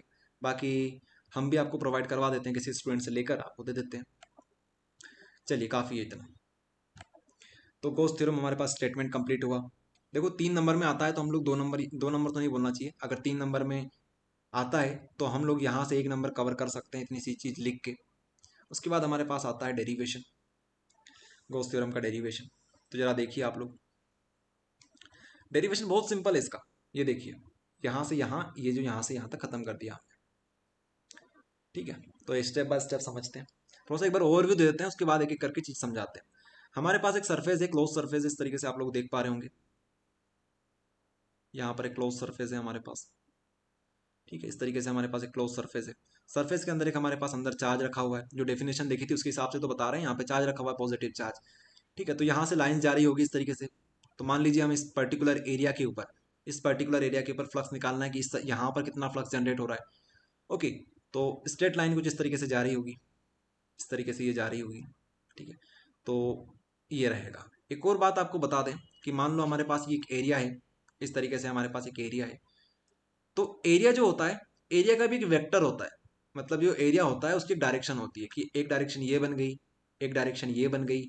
ये 2 डायरेक्शन इस एरिया की बन सकती है, एक लीनियर एरिया की हमारी 2 डायरेक्शन बन सकती है, एक अप डायरेक्शन, एक डाउन डायरेक्शन। तो हम इसको बोलते हैं एरिया वेक्टर। इसको इस तरीके से डिनोट किया जाता है। इस छोटे से पर्टिकुलर पॉइंट के ऊपर जो एरिया बन रहा है, उस पर्टिकुलर एरिया का एरिया वेक्टर कितना हो जाएगा, डीएस हो जाएगा। ठीक है, तो हम लोग ये बाहर इस तरीके से जा रही है, और यहाँ पर एरिया वेक्टर कितना बनेगा, डीएस बनेगा। या फिर आप लोग इसको इस तरीके से भी लिख सकते हो, डीए भी लिख सकते हो। एरिया हमारे पास पूरा है, लेकिन हम लोग इस पर्टिकुलर पॉइंट के ऊपर बात कर रहे हैं, पॉइंट पी के ऊपर बात कर रहे हैं, तो हम लोग यहाँ से क्या बोलेंगे कि यहाँ पर डीए हमारे पास छोटा सा एरिया है। अब मान लीजिए अगर आप लोग चाहें कि आपको बिल्कुल बेसिक से समझना है चीज़ों को, तो मान लीजिए यहाँ पर पॉजिटिव चार्ज प्लस क्यू है हमारे पास, मान लीजिए यहाँ पर एक क्यू नोट रखा हुआ है, यूनिट पॉजिटिव टेस्ट चार्ज। तो ये दोनों आपस में क्या करेंगे, रिपल करेंगे। तो रिपल करते हुए इलेक्ट्रिक फील्ड की इंटेंसिटी की जो डायरेक्शन होगी, इलेक्ट्रिक लाइन्स हमारी कुछ इस प्रकार से बनेगी, ये हमारी डायरेक्शन बन गई। मान लीजिए यहाँ पर हम लोग पॉइंट कंसिडर कर रहे हैं, पॉइंट पी। ओके, तो और यहाँ से एरिया वेक्टर की डायरेक्शन क्या रहेगी, इस तरीके से रहेगी, डीएस। ओके, और ये हमारे पास intensity of electric field E है। इतनी सी चीज़ हमारे पास है। एक बार और समझाएंगे आपको चीज़ें, जब डेरिवेशन करेंगे, डेरिवेशन खत्म होते होते सारी चीज़ आपको क्लियर हो जाएगी। तो हम लोग यहाँ पर क्या बोलना चाहते हैं आप लोगों से, कि ये जो पर्टिकुलर एरिया है हमारे पास, ये जो एरिया है, अगर हमने यहाँ पर निकाल लिया, यहाँ पर हमने फ्लक्स निकाल लिया, तो क्या हम लोग, छोटा सा फ्लक्स निकलेगा तो डी5 बोल देंगे, छोटा सा फ्लक्स हमारे पास यहाँ पर निकलेगा, तो इसी तरीके से यहाँ पर भी निकलेगा, यहाँ पर भी निकलेगा, यहाँ पर, यहाँ पर, यहाँ पर, यहाँ पर, यहाँ पर, और यहाँ तक हम लोग पूरा क्या करेंगे, पूरे के पूरे फ्लक्स को जोड़ देंगे। जोड़ने के लिए हम लोग यूज करते हैं इंटीग्रेशन। इंटीग्रेशन का मतलब होता है जोड़ना, या फिर हम लोग समीशन बोल सकते हैं। समीशन का मतलब होता है जोड़ना। तो एक जगह पे जोड़ लो, छोटी सी जगह पर, उसके बाद इसको इंटीग्रेशन कर दो, तो ये हमारा सिंपल सा फंडा होने वाला है। जरा देखिए आप लोग, यहाँ पर थ्योरी हमने लिखी हुई है, तो जरा आप यहाँ पे आइए कि यहाँ पर लिखा हमने ई ए कॉस थीटा। ये हमारे पास क्या होता है, ये हमारे पास हमारा फाई होता है। ये हमारे पास क्या होता है, फाई होता है। लेकिन हम तो छोटा सा फाई देख रहे हैं, तो हम लोग लिख सकते हैं d phi. D phi equal to intensity of electric field, और यहाँ पर हमारे पास छोटा सा एरिया रहेगा, डी ए हम लोग बोल सकते हैं, आप लोग डीएस भी बोल सकते हैं, यहाँ पर हमने डीएस में बात करी है, लेकिन अगर आपको ए से कंफर्टेबल लगता है तो आप लोग ए भी लिख सकते हो। तो हम लोग हमारे पास छोटा सा एरिया रहेगा, छोटा सा फ्लक्स निकालेंगे, फिर उसके बाद इंटीग्रेट करेंगे बाद में, तो हम लोग यहाँ से निकालेंगे, यहाँ से लिखेंगे cos थीटा। अब आप बताओ कि यहाँ पर ई और डीएस के बीच में एंगल कितना बन रहा था, ई और डीएस के बीच में एंगल कितना बन रहा था, आपने देखा था, जरा यहाँ पे फिर से आओ, यहाँ पे आप लोग फिर से आओ, इसको एक बार क्लीन कर देते हैं, या फिर ऐसा कर देते हैं, यहाँ से आप लोग देखो, यहाँ पर डीएस की डायरेक्शन भी यही है, और साथ में हमारा जो ई है उसकी डायरेक्शन भी यही है, ठीक है। यहाँ से आप लोग डीएस हमारे पास क्या है, एरिया वेक्टर है, तो हम लोग बोल सकते हैं कि दोनों की जो डायरेक्शन है वो सेम डायरेक्शन में है। तो यहाँ पर जो हमारे पास एंगल आएगा वो कितना आएगा, जीरो, वो हमारे पास क्या आएगा, एंगल जीरो आएगा। तो हम लोग यहाँ पर लिख सकते हैं, यहाँ पर एंगल जीरो बना, कोस जीरो की वैल्यू होती है 1, तो हम लोग डायरेक्ट लिख सकते हैं ई डॉट डी एस, या फिर हम लोग डी फाई इक्वल्स टू लिख सकते हैं ई डॉट डी ए, या फिर जो लिखना चाहो, ए के टर्म में लिखना चाहो तो ए के टर्म में इस तरीके से लिख दो। अब आपको क्या करना है, दोनों तरफ इंटीग्रेट कर देना है, बोला था ना आपसे कि इंटीग्रेट करना पड़ेगा, छोटा सा तो निकाल लिया आपने, बड़ा कर दो, इसको बड़ा कर दो। और क्या बड़ा करने के लिए हम लोग क्या करते हैं, बड़ा करने के लिए हम लोग इसको इंटीग्रेट कर देते हैं। इंटीग्रेट करेंगे तो छोटे छोटे जो एरियाज हैं उनको जोड़ जोड़ के हम लोग पूरा फाई निकाल लेंगे। तो छोटा सा डी फाई अगर आप लोग जोड़ोगे, जोड़ते जाओगे तो आपके पास क्या मिल जाएगा, बड़ा फाई मिल जाएगा। ओके, इस तरीके से इनका होता है, इंटीग्रेशन होता है। अब यहाँ पर जो इंटेंसिटी ऑफ इलेक्ट्रिक फील्ड है वो तो कांस्टेंट होती है, तो वो तो आ जाएगी हमारी बाहर, ये क्या आ जाएगी, बाहर आ जाएगी। इसके बाद हमारे पास अंदर क्या बचेगा, सिर्फ ये बचेगा, डीएस हमारे पास बचेगा। डीएस क्या है हमारे पास, एक पर्टिकुलर एरिया, डीएस हमारे पास क्या है, टोटल सरफेस एरिया, या फिर हम लोग बोल सकते हैं हमारा जो पर्टिकुलर एरिया है, ये जो सरफेस एरिया है, ये हमारे पास क्या है, डीएस है। तो आप लोग खुद सोचो, ये हमारे पास ये सर्कुलर फॉर्म में हमको दिख रहा है, लेकिन एक्चुअल में क्या है, ये एक्चुअल में ये स्फेयर है, एक्चुअल में 3D स्फेयर है, ठीक है। समझ रहे हो आप लोग, जो गेंद होती है इस तरीके से बिल्कुल ये स्फेयर के अंदर है, और हमारा चार्ज यहाँ पे कहीं पर रखा हुआ है। आ रहा है चीज समझ में, आ रही फिर आप सभी को, ये चीज है अंदर यहाँ पे चार्ज रखा हुआ है, ये हमारा पूरा स्फेयर है। तो स्फेयर का एरिया कितना होता है, अब हम लोग पूरे पर्टिकुलर एरिया की बात कर रहे हैं, तो एरिया क्या होता है, 4πr², 4πr², ये हमारे पास होता है स्फेयर का एरिया। तो हम लोग एरिया लिख सकते हैं यहाँ पे, ये देखिए। तो आप लोग यहाँ पर जब इसका इंटीग्रेशन करोगे इस चीज का, तो यहाँ पे इसका आप लोग डायरेक्ट लिख सकते हो 4πr², यही तो होता है हमारे पास सरफेस एरिया, ठीक है, स्फेयर का। तो 4πr², बस काम खत्म, ये हो गया आपका डेरिवेशन कंप्लीट। अब आप लोग देख लो यहाँ पर,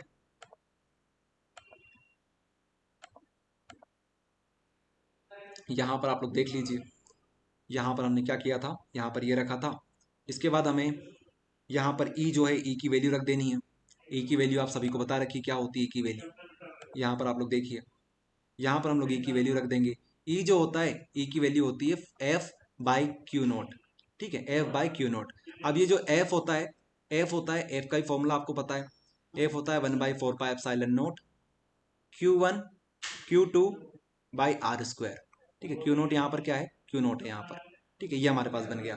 तो ई की वैल्यू हमारे पास ये है, और हमारे पास अपॉन में Q0 है, तो हम लोग यहाँ पर वैल्यू पुट कर देते हैं, ठीक है। यहाँ पर हम लोग क्या करते हैं, वैल्यू पुट कर देते हैं।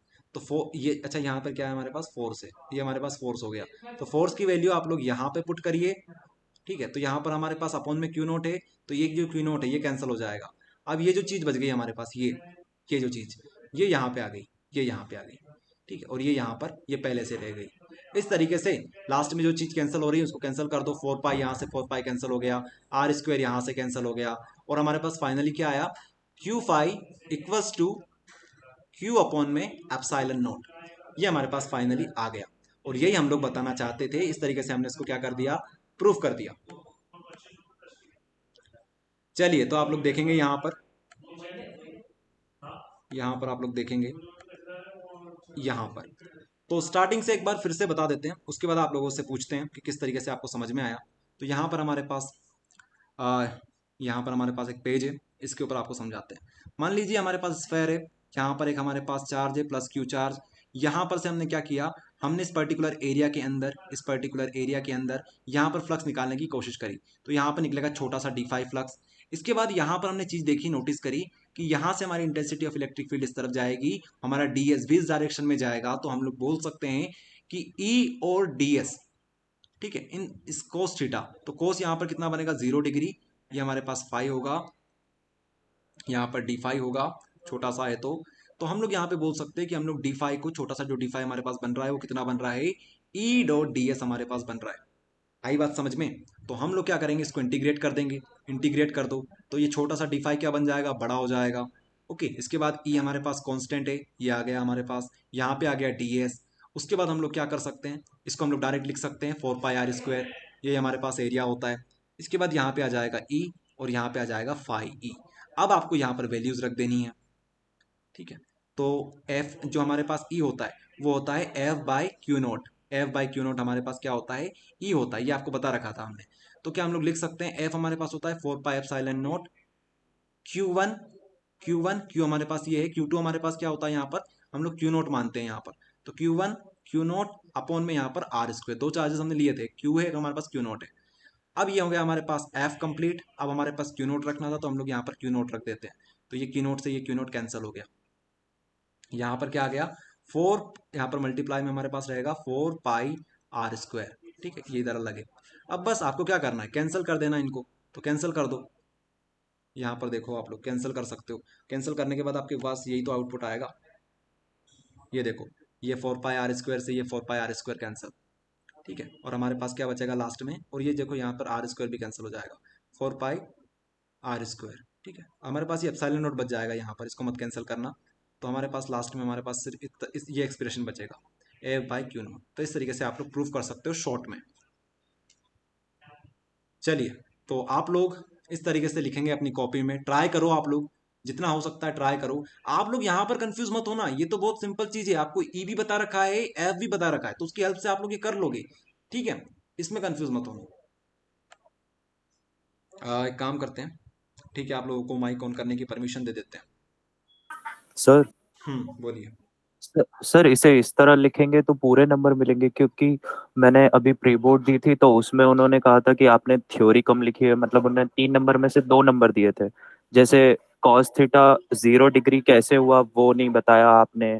तो और बताओ, देखो ये चीजें आप लोग मन से लिख सकते हो, cos थीटा कैसे हुआ 0, ये आप नहीं बता सकते का 0 कैसे हुआ, क्योंकि दोनों के बीच में हमारी इंटेंसिटी ऑफ इलेक्ट्रिक फील्ड और साथ में हमारे पास जो एरिया है, एरिया वेक्टर है, उन दोनों का जो डायरेक्शन है वो सेम है, ठीक है। तो इस तरीके से आप लोग लिख सकते हो। 3 नंबर में यार, अगर किसी ने अगर आप प्राइवेट स्कूल से हो तो वो भले ही कर सकते हैं, लेकिन जो गवर्नमेंट स्कूल के जो टीचर्स होते हैं, जो कि आप कॉपी चेक करने वाले हैं वहां पर माध्यमिक शिक्षा मंडल में, वो ये काम नहीं करेंगे, ठीक है। आप लोग खुद देखो ना, यहाँ पर आप लोग देख पा रहे होंगे, आराम से आप लोग एक पेज नहीं लिख सकते क्या, थोड़ी सी थ्योरी लिख देना और ये आपका आराम से एक पेज भरा जाएगा, और एक पेज भरने के 3 नंबर मिल जाएंगे आपको। आपने क्या चीज यहाँ पर स्किप करी है, सब तो लिखा है आपने यहाँ पर। यस सर, जैसे परीक्षा बोर्ड में उन्होंने ये भी ऐड कर रखा था, जैसे फुल फाई ds कैसे आया, मतलब 4πr² के होता है। अब मेरी बात सुनो, आपके पास 3 घंटे हैं, आप चाहो तो इसमें 1 घंटा लगा दो, आराम से लिखो, राइटिंग जमा जमा के। तो ये चीज हमें नहीं करनी है, हमें थोड़ा चीजों को समझना भी है। ओके, नहीं सर, मेरा क्वेश्चन यही था कि मतलब 3 नंबर मिल जाएंगे ना, मतलब ऐसे लिखेंगे तो। मिल जाएंगे, कोई दिक्कत नहीं है सर मिल जाएंगे, मैंने भी इतना सही किया था अभी प्री बोर्ड में, मेरे को तो 3 में से 3 मिले थे, मेरा मॉडल स्कूल है सर। हाँ मिल जाते हैं, नंबर देते हैं। अब देखिए ना, अभी मेरे फिजिक्स में 98 मार्क्स हैं, सुनिए मेरी बात, फिजिक्स में मेरे 98 मार्क्स हैं। तो अब हमारे समय भी ये क्वेश्चन आया था, शायद ये आया था या फिर इसके अलावा एक और क्वेश्चन था, वो भी सेम ऐसे ही क्वेश्चन था। हाँ, हमने भी फटाफट ये चीजें लिखी, जो इंपॉर्टेंट चीजें थी वही लिखी।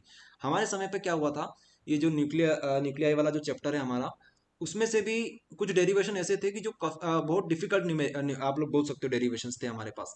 लेकिन हमने क्या किया, हमारे पास उस समय थोड़ा सा कम था, हमने सोचा कि हम लोग क्यों ना इसे शॉर्ट में लिख दे। हाफ लाइफ पीरियड्स के रिलेटेड एक न्यूमेरिकल आया था, मात्र वो 3 नंबर का था, और उसमें हमने क्या किया था, 3 नंबर में हमने एक पेज से वैसे अगर देखा जाए, थ्योरी वगैरह सब लिखी जाए तो वो दो पेज का बन जाता। तो हमने सोचा कि 3 नंबर का इसका वेटेज है, 1 नंबर में जो चीजें इंपॉर्टेंट है वही यहाँ पर मेंशन की जाए, और वो की है, और हमारे 98 मार्क्स यहाँ पर आए हैं। और आपको बता दें, जो 2 मार्क्स हमारे कटे हैं वो सिर्फ शायद न्यूमेरिकल नहीं बोलेंगे, ऑब्जेक्टिव्स में कटे थे। उस समय ऑब्जेक्टिव बहुत डिफिकल्ट थे, ये है, क्योंकि उस समय हमें, आप लोग भी समझ सकते हैं, 98 मार्क्स भी काफ़ी बड़ी चीज़ होती है। अगर हम लोग 100% की तैयारी करते हैं तो ठीक है, संतुष्ट है। वो टॉपिक हमारा नहीं है, आप लोग ये टॉपिक पूछिए, इससे रिलेटेड कुछ पूछिए। हेलो सर, मैं कुछ बताना चाहता हूँ। हाँ बताइए सर, अगर कुछ बच्चों का कंफ्यूजन हो रहा है सर, कॉस और साइन में, तो मैंने अभी नोटिस किया सर जो मैथ स्टूडेंट है उन्हें पता होगा, उन्हें वेक्टर चैप्टर में पढ़ा होगा, जो डॉट प्रोडक्ट होता है, जब हम डॉट हटाते हैं तो कॉस आता है, और हम क्रॉस प्रोडक्ट में क्रॉस हटाते हैं तो साइन आता है। हमने ये मैथ्स में वेक्टर चैप्टर में है हमारे, अगर किसी को कंफ्यूजन हो तो वो याद रख सकता है इससे। ठीक है, आपने अच्छा वो ये- बता दिया। वैसे सर अभी मैंने ध्यान दिया। बाकी ऐसे ऐसे स्टूडेंट जो कि क्लास स्टार्टिंग से ज्वाइन कर रहे होंगे, उन्हें पता है कि अभी थोड़ी देर पहले हमने ये चीज़ बता दी थी आपको। हमने बताया था थोड़ी देर पहले कि अगर आप डॉट हटाते हो तो वहाँ पर क्या आता है, cos थीटा आता है। अगर आप लोग क्रॉस हटाते हो तो वहाँ पर sin थीटा आता है। ये चीज़ तो बता रखी है ना, अभी थोड़ी देर पहले तो बताई थी हमने, शायद आपने नोटिस नहीं करी। Yes sir. बताई थी ना, किस किस को याद है? नहीं सर, की थी सर, मैंने यस वो सर। याद रखने के लिए कहा, अभी मैंने नोटिस किया ना। तो यार इसको याद रखो, ये चीज़ इंपॉर्टेंट है। Okay sir. चलो ठीक है, तो काफ़ी चीज़ हमने इस चैप्टर से कर ली है। ओके, काफ़ी सारी चीज़ें हमने इस चैप्टर से कर ली है। हमारा टारगेट हमेशा से यही रहा है, अभी तक हमने ऐसा कोई सा भी चैप्टर नहीं जिसको फुल्ली किया हो। हम हर चैप्टर को इसी तरीके से करते हैं कि उसमें जो चीज़ें इंपॉर्टेंट है वो आपके माइंड में बिठा दें। बाकी इस चैप्टर में बहुत सारी चीज़ें आप लोग भी ट्राई करिएगा। ये जो चीज़ें हैं यहाँ पर टॉर्क एंड, ये आपका होमवर्क रहेगा, टॉर्क एंड वर्क डन पढ़ेंगे आप लोग सभी। एप्लीकेशन ऑफ गॉस थ्योरम, यहाँ से यहाँ से एक टॉपिक हमारा बचता है जिसको हम लोग आगे बाद में देखेंगे। लेकिन अभी हमारा जो चैप्टर था पास होने लायक 75 लायक, ये हमने कवर करवा दिया है। अब हम लोग मूव करेंगे सेकंड चैप्टर के ऊपर। अब एक चैप्टर से आप लोग इतना लगाव मत रखो, हो सकता है कि वैसे ये जो चैप्टर है ना, स्टार्टिंग के एक या दो चैप्टर, अभी तक हमने यही देखा है कि एक चैप्टर से एक चैप्टर की ओर में दूसरा चैप्टर का क्वेश्चन आता है। ओके, चलिए तो सेकंड चैप्टर ओपन कर लेते हैं। वहां से भी हम लोग जो 2 नंबर 3 नंबर में जो क्वेश्चन बन सकते हैं इजी लेवल लैंग्वेज में, वो हम लोग देख लेते हैं। तो समय के हिसाब से अपन चलेंगे। तो सेकंड चैप्टर है, आप लोग देख सकते हो नाम को। यहाँ पर आप लोग यहाँ पर देखिए, पोटेंशियल एंड कैपेसिटर जो हमारे पास चैप्टर है उसका यहाँ पर रहेगा टॉपिक्स। तो पोटेंशियल एंड पोटेंशियल डिफरेंस हमारे पास है, electric potential due two point charge हमारे पास है, इलेक्ट्रिक पोटेंशियल एक्सियल को एक्सियल ये हमारे पास है, इक्विपोटेंशियल सरफेस हमारे पास है। इधर फिर हमारे पास कुछ डेरिवेशंस आएंगे, वो हम लोग देखेंगे। चलिए, तो बिना टाइम वेस्ट किए, बिना कोई टाइम वेस्ट किए हम लोग मूव करते हैं यहाँ पर। यहाँ पर आ जाइए। सबसे सिंपल डेफिनेशन 2 नंबर के लिए आ जाती है कभी कभी कि इलेक्ट्रिक पोटेंशियल क्या होता है। इलेक्ट्रिक पोटेंशियल क्या होता है, 2 नंबर से ज़्यादा में ये नहीं आएगा। The ratio of work done in bringing a unit positive test charge from infinity to a point in the electric field to the magnet of test charge is called electric potential at that point. Electric potential को denote किया जाता है V के साथ। अब समझिए आप लोग, मान लीजिए यहाँ पर कहीं पर इन्फिनिटी है, इन्फिनिटी से आपने क्या किया, एक छोटा सा यूनिट पॉजिटिव टेस्ट चार्ज आपके पास रखा हुआ है क्यू नोट। आपने इसको उठाकर कहाँ पे ले आया, इन्फिनिटी से आपने एक पर्टिकुलर पॉइंट के ऊपर पर्टिकुलर एरिया के अंदर आपने यहाँ पर लेके आ गए। ठीक है, the ratio of work done in bringing a test unit positive test charge from infinity to a point, एक पर्टिकुलर पॉइंट के ऊपर आपने इस चार्ज को लेकर आ गए। किस चार्ज को, यूनिट पॉजिटिव टेस्ट चार्ज को। तो आपने जितना काम किया, आपने जितना वर्क डन किया, ठीक है, उसका और साथ में जो छोटा सा चार्ज था उसका अगर रेशो बना दिया जाए तो इसी को बोलते हैं इलेक्ट्रिक पोटेंशियल। तो इलेक्ट्रिक पोटेंशियल क्या होता है, ये एक रेशो होता है। कभी भी आपको इस तरीके के फॉर्मूला दिखे कि 1/1 है, तो आप लोग समझ जाइए क्या है, रेशो है। रेशो किस किस का है, तो आप लोग बोलोगे it is the ratio of work done. ये वर्क डन कौन सा है, ये वर्क डन है जब आपने इन्फिनिटी से एक चार्ज को कहाँ पे उठा के लाए, पॉइंट पी के ऊपर लाए। तो ये बोल देना कि ये वर्क डन हो गया। और अपॉन में किसका रेशो है, 2।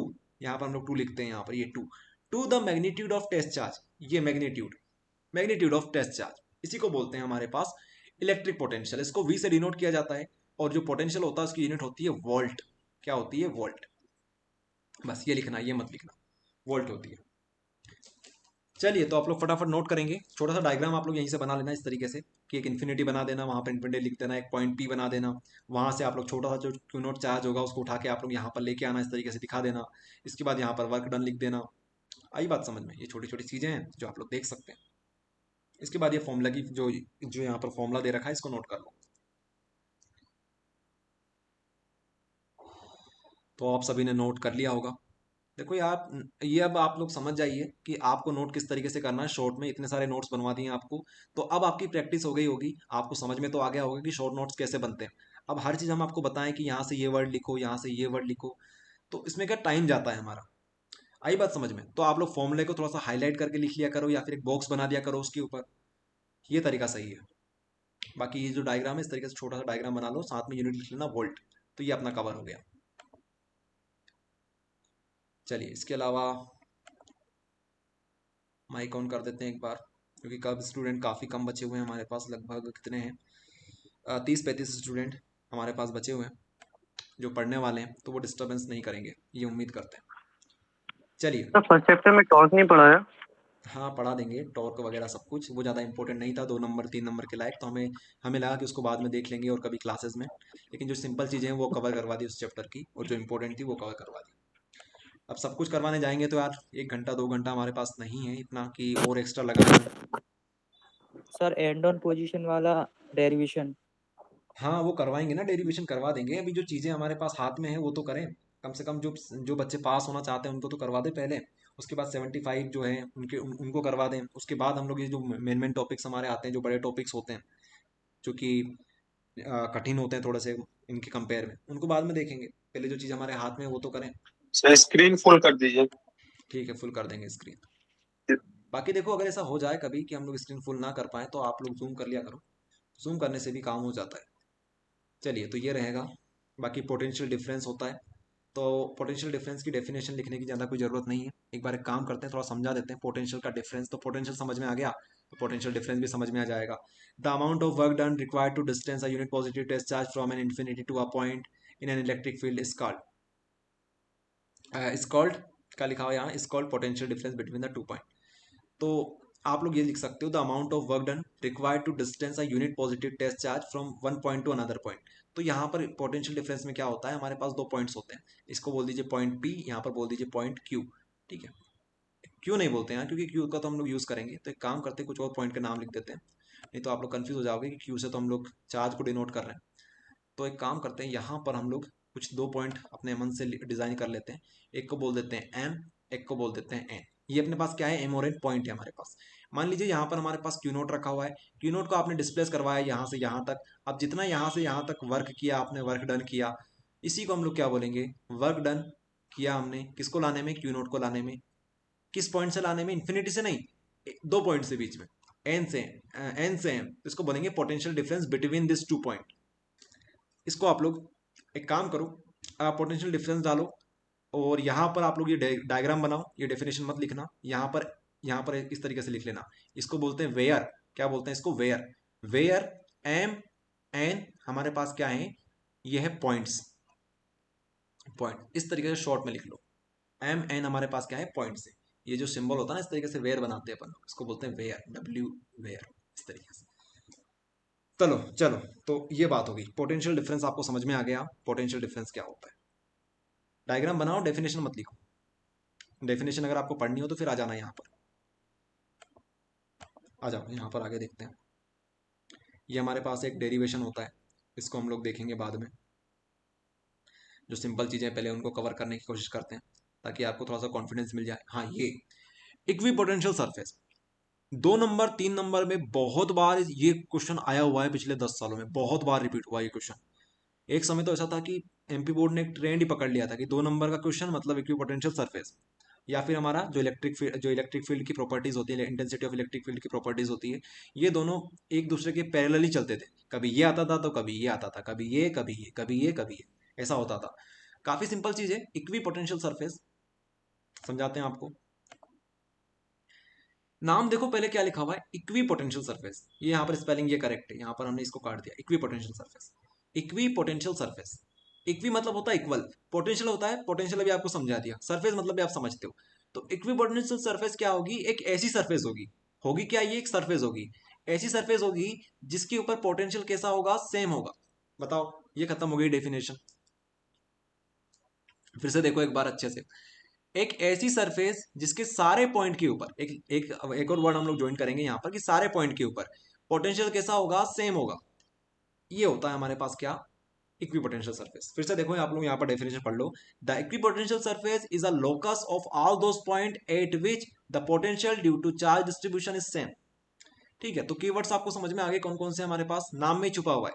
अगर किसी बच्चे ने थोड़ा सा पढ़ रखा है ना तो मन से भी वो लिख सकता है इस चीज को, तो कि हमारे पास मान लीजिए यहाँ पर एक चार्ज है, तो ये हमारे पास एक ये सरफेस है, एक ये सरफेस है, तो ये वाली सरफेस आप चाहो तो एक ही सरफेस बनाओ, इसको रहने दो एक ही बना दो। हम लोग क्या बोल सकते हैं, कि ये सरफेस और ये सरफेस, अभी हमने यहाँ पर दो सरफेस बना रखी है, कैसी सरफेसेस है, इक्विपोटेंशियल सरफेसेस है। क्यों सरफेसेस इक्विपोटेंशियल? क्योंकि यहाँ पर, यहाँ पर, यहाँ पर और हर एक पॉइंट के ऊपर पोटेंशियल कैसा है, सेम है। उसी तरीके से आप लोग यहाँ पर बना सकते हो कि यहाँ पर, यहाँ पर, यहाँ पर, यहाँ पर सभी जगह के ऊपर पोटेंशियल कैसा होगा, हमारा सेम होगा। तो ये खत्म हो गया अपना इक्विपोटेंशियल सरफेस। ये 2 नंबर के लिए, 3 नंबर के लिए आता रहता है। क्या हमारे पास सरफेस एक ही होती है? हजारों सरफेस बना सकते हो, इसके ऊपर ये बना दो, इसके ऊपर ये बना दो, ये सभी क्या होगी, इक्विपोटेंशियल सरफेस कहलाएगी।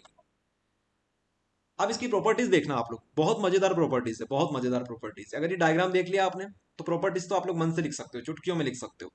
तो नाम में छुपी हुई सारी कहानी, तो आप लोग ये डेफिनेशन नोट कर लेंगे। इक्विपोटेंशियल सरफेस क्या होती है? लोकस समझते हो? लोकस क्या होता है? लोकस मतलब होता है, आप लोग बोल सकते हो कलेक्शन ऑफ, कलेक्शन बोल सकते हो, या फिर आप लोग समीशन बोल सकते हो। तो collection of all those point at the point due to charge distribution. तो चार्ज डिस्ट्रीब्यूशन भी रहने दो, ठीक है। At that point potential is same. Simple language बनाओ, इतने में काम खत्म। और ये डायग्राम बना देना, सामने वाले चेक करने वाले को मजे आ जाएंगे, ठीक है। अब आपके मन में ये अगर डाउट हो कि ये क्या है, तो ये आप लोग मन से लिख सकते हो, ये आर डिस्टेंस है, यहाँ से यहाँ तक आर डिस्टेंस। इसको ना भी लिखो तो भी काम हो जाएगा। तो फटाफट से डेफिनेशन को नोट कर लो। ये 2 लाइन की डेफिनेशन है, कोशिश करना कि अगर 1 लाइन में फिनिश हो जाए तो अच्छी बात है। इसके अलावा ये जो हमारे पास डायग्राम है, इसको छोटा सा बना लो, 2 सरफेस बना लो। यहाँ पर भी एक काम करो, पॉजिटिव पॉजिटिव पॉजिटिव पॉजिटिव बना लो, ताकि कंफ्यूजन दूर हो जाएगी सारी की सारी।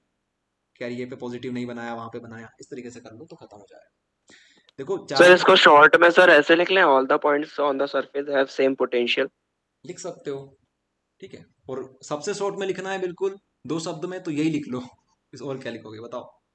इक्विपोटेंशियल, बस नाम समझ जाओ, काम खत्म। सर हाँ बोलो। सर इसके तो सर नाम से ही डेफिनेशन बन जाएगी सर, बस और क्या, यही इक्विपोटेंशियल तो है, सरफेस। यही तो चीजें हैं, डेफिनेशन वहीं से बन जाएगी। अब देखो, आप लोग अगर डायग्राम सीख गए तो डायग्राम से आप लोग प्रॉपर्टीज बना सकते हो। वो देखो, अब पहली प्रॉपर्टीज है the potential at every point on the equipotential surface remains same. पहली पॉइंट अपना बन गया, जो डेफिनेशन थी वही हमने लिख दी पहले पॉइंट में। दूसरा पॉइंट क्या बोलता है? दूसरा पॉइंट हमारा ये बोलता है on the equipotential surface no work is done in bringing a unit positive charge. बस ये बात हो गई, वर्क डन होगा ही नहीं, क्योंकि दोनों जगह पर पोटेंशियल सेम है। पोटेंशियल सेम है तो क्या होगा, पोटेंशियल का डिफरेंस कितना होगा बताओ? दोनों जगह पर पोटेंशियल सेम है, यहाँ पर भी पोटेंशियल मान लो 10 वोल्ट है, यहाँ पर भी पोटेंशियल 10 वोल्ट है, तो पोटेंशियल में डिफरेंस कितना आया? 0 आया। तो 0 मतलब क्या है कि वर्क डन यहाँ पर हुआ ही नहीं। आई बात समझ में? तो no work done in bringing a unit positive test charge. तो यहाँ पर लिखना सेकंड पॉइंट पे नो वर्क डन। पहला पॉइंट आप लोग इस तरीके से लिखो, 1 लिखो, वहां पे लिख दो कि पॉइंट कैसे लिखोगे, same as definition, same as definition, ठीक है। शॉर्ट में लिखो, 2 चीज बार बार क्यों लिखो, जो चीज अपन ने पहले लिख रखी है डेफिनेशन में। सेकंड में क्या लिखो, no work done, no work done, ठीक है। 2 पॉइंट अपने कवर। तीसरा पॉइंट अब आप लोग देखो, the electric line of force are always at right angle to the equipotential surface. 2 point आपने नोट कर लिए, तीसरा पॉइंट आपको बता रहे हैं। कहा गया, the electric lines of force are always at right angle to the equipotential surface. तो एक काम करते हैं, यहां से इसको क्लीन कर देते हैं, या फिर नहीं करते हैं क्लीन, हमने यहीं पर लिखा है तो काम हो जाएगा। हम ये बोल रहे हैं कि हमने अंदर क्या रखा हुआ है, चार्ज रखा हुआ है, अंदर क्या रखा हुआ है, चार्ज रखा हुआ है। चार्ज क्या निकालेगा, इलेक्ट्रिक लाइंस को इस तरीके से निकालेगा, ठीक है। ये पॉजिटिव चार्ज इस तरीके से ही निकालेगा। तो आप लोग खुद देखो कि यहाँ पर जो एंगल बनेगा सरफेस से कितने डिग्री का बनेगा, 90 डिग्री का। तो आप लोग बोल सकते हो इलेक्ट्रिक लाइंस और हमारे पास इक्विपोटेंशियल सरफेस होती है, उसके बीच का जो एंगल बनता है वो कितने डिग्री का बनता है, 90 डिग्री का बनता है। ये लिख लेना। तो आप लोग क्या लिख सकते हो कि शॉर्ट में आप चाहो तो अपने हिसाब से लिख सकते हो, ओके। इसको कर लेना शॉर्ट में। उसके बाद हमारे पास 4th पॉइंट आता है, 2 equipotential surface never intersect each other. 2 equipotential surface never intersect each other. 4 point हमारे कवर हो गए, 4 पॉइंट हमारे कवर हो गए। तो बताओ, 3 पॉइंट आपको याद करने थे, 4 करवा दिए, 5वां भी करना हो तो कर लो। The surface of conductor always equipotential surface है। कंडक्टर जो होता है उसकी सरफेस जो होती है इक्विपोटेंशियल कहलाती है। तो आप लोग इसको एग्जांपल ले सकते हो। इसको आप लोग ऐसा मत लिखना, इसको लिख देना example surface of conductor, surface of conductor, surface of conductor. ऐसा करके आप लोग क्या लिख लेना, ये लिखा ना सरफेस ऑफ कंडक्टर, ये लिख लेना 5th पॉइंट में। तो पहला पॉइंट आपका क्या रहा, the potential at every point, definition हो गई पहली। दूसरे नंबर पे नो वर्क डन। तीसरे नंबर पे आप लोग क्या बोलोगे, 90 डिग्री इलेक्ट्रिक लाइंस और इक्विपोटेंशियल के बीच का angle, angle between line electric lines and equipotential 90 degree. इस तरीके से आप लोग शॉर्ट में लिख लो। फोर्थ पॉइंट आप लोग क्या लिखोगे कि two equipotential surface never intersect, ऐसा लिख लो। फिफ्थ पॉइंट में आप लोग लिख लो एग्जाम्पल सरफेस ऑफ कंडक्टर। इस तरीके से आपके 5 पॉइंट कवर हो गए। आपको एग्जाम में मात्र 3 लिख के आने हैं, एक्स्ट्रा नहीं लिखने हैं आपको, 3 लिख दो काफी है। आ रही है बात समझ में? इस तरीके से हमारा क्या कवर हो गया, ये कवर हो गया। अच्छा, तो माइक ऑन करें आप लोग, किसी को डाउट वगैरह हो तो। एक बार रिकॉर्डिंग देख लेते हैं, रिकॉर्ड हो रही है हमारी क्लास? बिल्कुल जी हो रही है। पूछो पूछो, डाउट पूछो।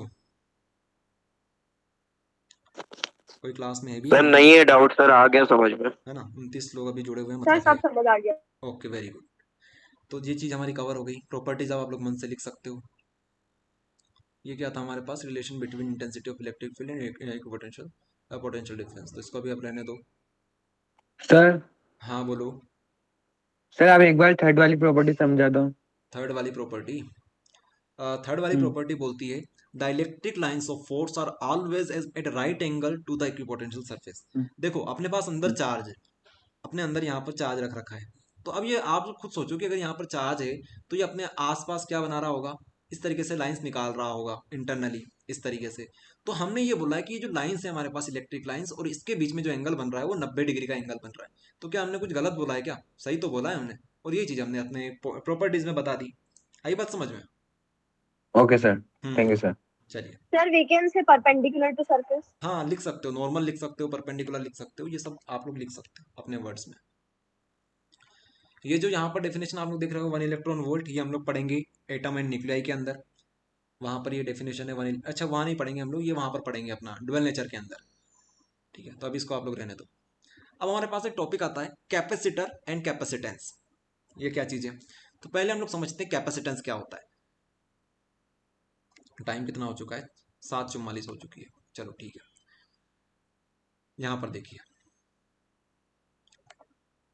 यहाँ पर तो कैपेसिटेंस क्या होता है? When a charge is given to a conductor then its potential increases. Hence we can conclude that the potential of a conductor is always directly proportional to the amount of charge given to it. हम लोग ये बोल रहे हैं कि हमारे पास अगर conductor है, कंडक्टर कुछ भी हो सकता है जो इलेक्ट्रिसिटी को कंडक्ट करे, अगर आप उसको चार्ज देते हो, अगर आप लोग क्या देते हो, उसे चार्ज देते हो, तो क्या होगा? The potential of a conductor is always directly proportional to the amount of charge given to it. तो जितना ज्यादा आप लोग चार्ज दोगे उतना ज्यादा उसका पोटेंशियल क्या होगा? इंक्रीज होगा। ये बात यहाँ पर बताई गई है। इसके हिसाब से इन्होंने एक फॉर्मूला बना दिया। क्या बनाया फॉर्मूला? तो उन्होंने फॉर्मूला कुछ इस प्रकार से बोला है कि Q is directly proportional to V। ठीक है, Q is directly proportional to, जितना चार्ज होगा हमारे पास उतना हमारे पास V रहेगा। तो जब प्रोपोर्शनलिटी का साइन हटता है तो एक इक्वल टू का साइन आता है, कांस्टेंट आता है। तो यहाँ पर कांस्टेंट आया C और यहाँ पे आया V। अब हिसाब से आप लोग C की वैल्यू क्या निकाल सकते हो? Q/V is equal to C। और ये जो C होता है इसी को हम लोग क्या बोलते हैं? कैपेसिटेंस बोलते हैं। कैपेसिटर नहीं होता है, कैपेसिटर तो एक डिवाइस होता है, लेकिन कैपेसिटेंस क्या है? कैपेसिटेंस एक प्रॉपर्टी है, एक एबिलिटी है। ओके, अब आपको बताते हैं एक और डेफिनेशन आप लोग किस तरीके से बना सकते हो शॉर्ट में। The ability of a system to store electric charge. आप लोग क्या समझ सकते हो कैपेसिटर से? कैपेसिटर क्या होता है? The ability of system to store the electric charge, ये होता है capacitor. The ratio of charge in an electric the ratio of charge in an electric charge in a system to corresponding to its potential is called हमारा capacitance. तो अगर आपको ये चीज आती है, ये फॉर्मूला आपको आता है, तो इसके हिसाब से आप लोग अपनी डेफिनेशन मन से बना सकते हो कि इट इज अ रेशो। जब भी आपको इस तरीके से दिख जाए 1/1 तो समझ जाओ कि क्या है? रेशो है। आप लोग बोलेंगे, आप लोग क्या बोलेंगे? It is a ratio of charge and corresponding potential, electric potential. तो ये भी डेफिनेशन बिल्कुल करेक्ट है। ओके, लेकिन आपको थोड़ा सा नॉलेज होना चाहिए कि ये जो चीजें हैं ये कहाँ से आ रही है। तो ये आप लोग बोलेंगे यहाँ से आ रही है चीजें, यहाँ से, कि जितना ज्यादा हम लोग अगर हम लोग किसी कैपेसिटर कंडक्टर को चार्ज देंगे तो क्या होगा? पोटेंशियल उसका बढ़ जाएगा। जितना चार्ज दोगे उतना पोटेंशियल उसका बढ़ जाएगा। पोटेंशियल को V से लिखते हैं हम लोग, पोटेंशियल बढ़ जाएगा। ठीक है, तो हमारे पास कैपेसिटेंस को 2 तरीके से समझने की तरीका आ चुका है। पहला हम लोग लिखेंगे कि अगर हमने कंडक्टर को यहां पर लिखना, कंडक्टर कंडक्टर कंडक्टर कंडक्टर को हमने क्या दिया? कंडक्टर को हमने चार्ज दिया Q दिया। तो Q, जितना ज्यादा Q देंगे उतना ज्यादा हमारे पास V बनेगा। तो इस तरीके से आप लोग बनाओगे तो शायद कंफ्यूज हो जाओगे। तो एक काम करो, आप तो लिख ही लो, ये जो 2 लाइन लिखी हुई है लिख ही लो, कोई बड़ी बात नहीं है। क्या लिखा है यहाँ पे, the potential of a conductor is directly proportional to the amount of charge given to. हाँ ठीक है, ये दो लाइन लिख लो, कोई बड़ी बात नहीं है। ज़्यादा शॉर्ट में चलेंगे तो कभी कभी कंफ्यूज भी हो सकते हैं। तो जो चीज़ें होती है जिसको सिंपली हमें समझ में आए उसको लिख लेना चाहिए। तो आप लोग एक काम करो, ये लिख लो, और एक काम करो, ये लाइन लिख लो, ठीक है, ये लाइन लिख लो, एंड ये लाइन लिख लो, और ये तो हमारा कवर यहीं पे हो जाता है। इस तरीके से लिख लेना, ये दोनों सेम ही तो है, तो ये लिख लो, तो इतना हो जाएगा आपका कवर। ओके, इसके बाद ये लिख लोगे तो आप लोग ये डेफिनेशन मत लिखना, क्योंकि इसमें तो आप लोग बाय डिफॉल्ट लिख ही लोगे। ये डेफिनेशन तो रेशो वाली डेफिनेशन जो बनाते हैं हम लोग, ये तो आप लोग लिख ही लोगे, इसको रहने देना, ये भी रहने दो, ये तो बस समझने के लिए था। लिख लो आप लोग जो चीज़ बता रहे हैं आपको कैपेसिटेंस के अंदर, वो लिख लो फटाफट। अगली क्लास का भी हमारा टाइम हो रहा है, कुछ लोगों की हिंदी की क्लासेस होती है 8 बजे, तो उनका टाइम हो रहा है, तो फटाफट इसको फिनिश करेंगे। लिख लो आप लोग फटाफट। अगर कोई डाउट हो तो आप लोग पूछ भी सकते हो।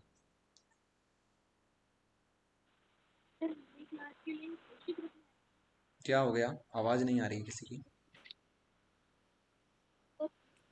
No doubt. 2 मिनट आप लोग वेट कीजिएगा, यहाँ पर देख लेते हैं शायद नेट की प्रॉब्लम हमारे पास आ रही है क्या। ओके ठीक है, तो एक बार यहाँ से क्लियर करते हैं, फिर आपसे पूछते हैं क्या प्रॉब्लम आ रही है।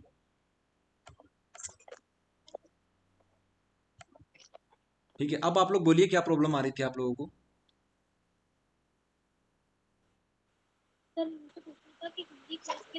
सर बस बता दीजिए कौन सा चैप्टर कराएंगे। कल कौन सा चैप्टर कराएंगे, कल का बता देंगे आपको, कल कौन सा कराएंगे।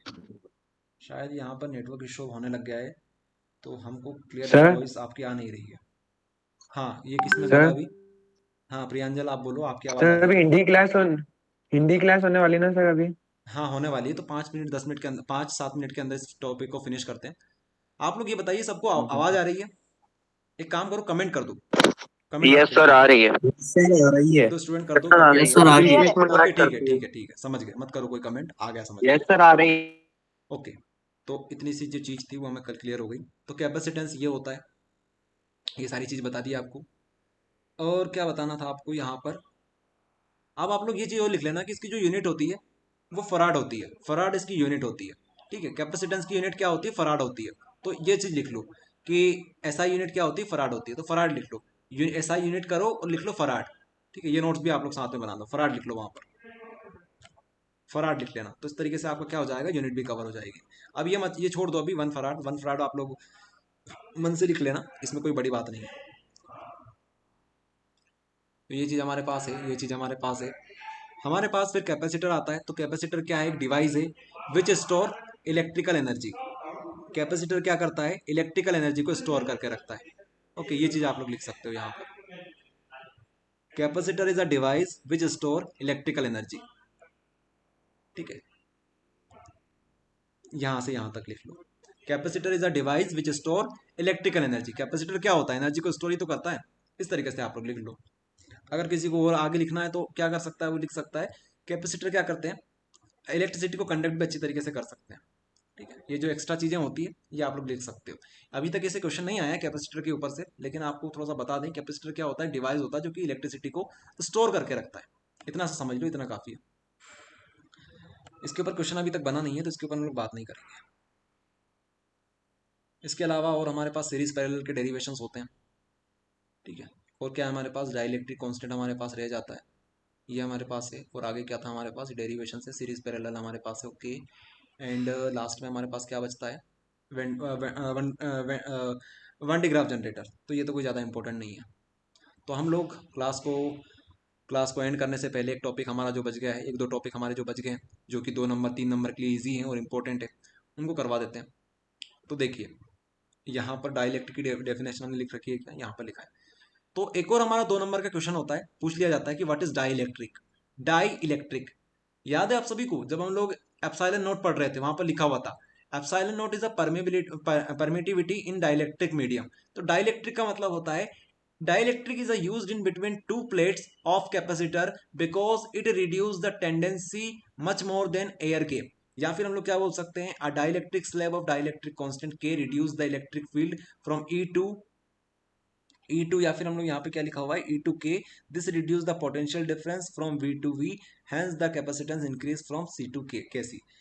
तो आप लोग इस तरीके से समझ सकते हो, and dielectric is used in between the plates of capacitor. अगर आपके पास कैपेसिटर है तो उनकी प्लेट कुछ इस प्रकार से होगी।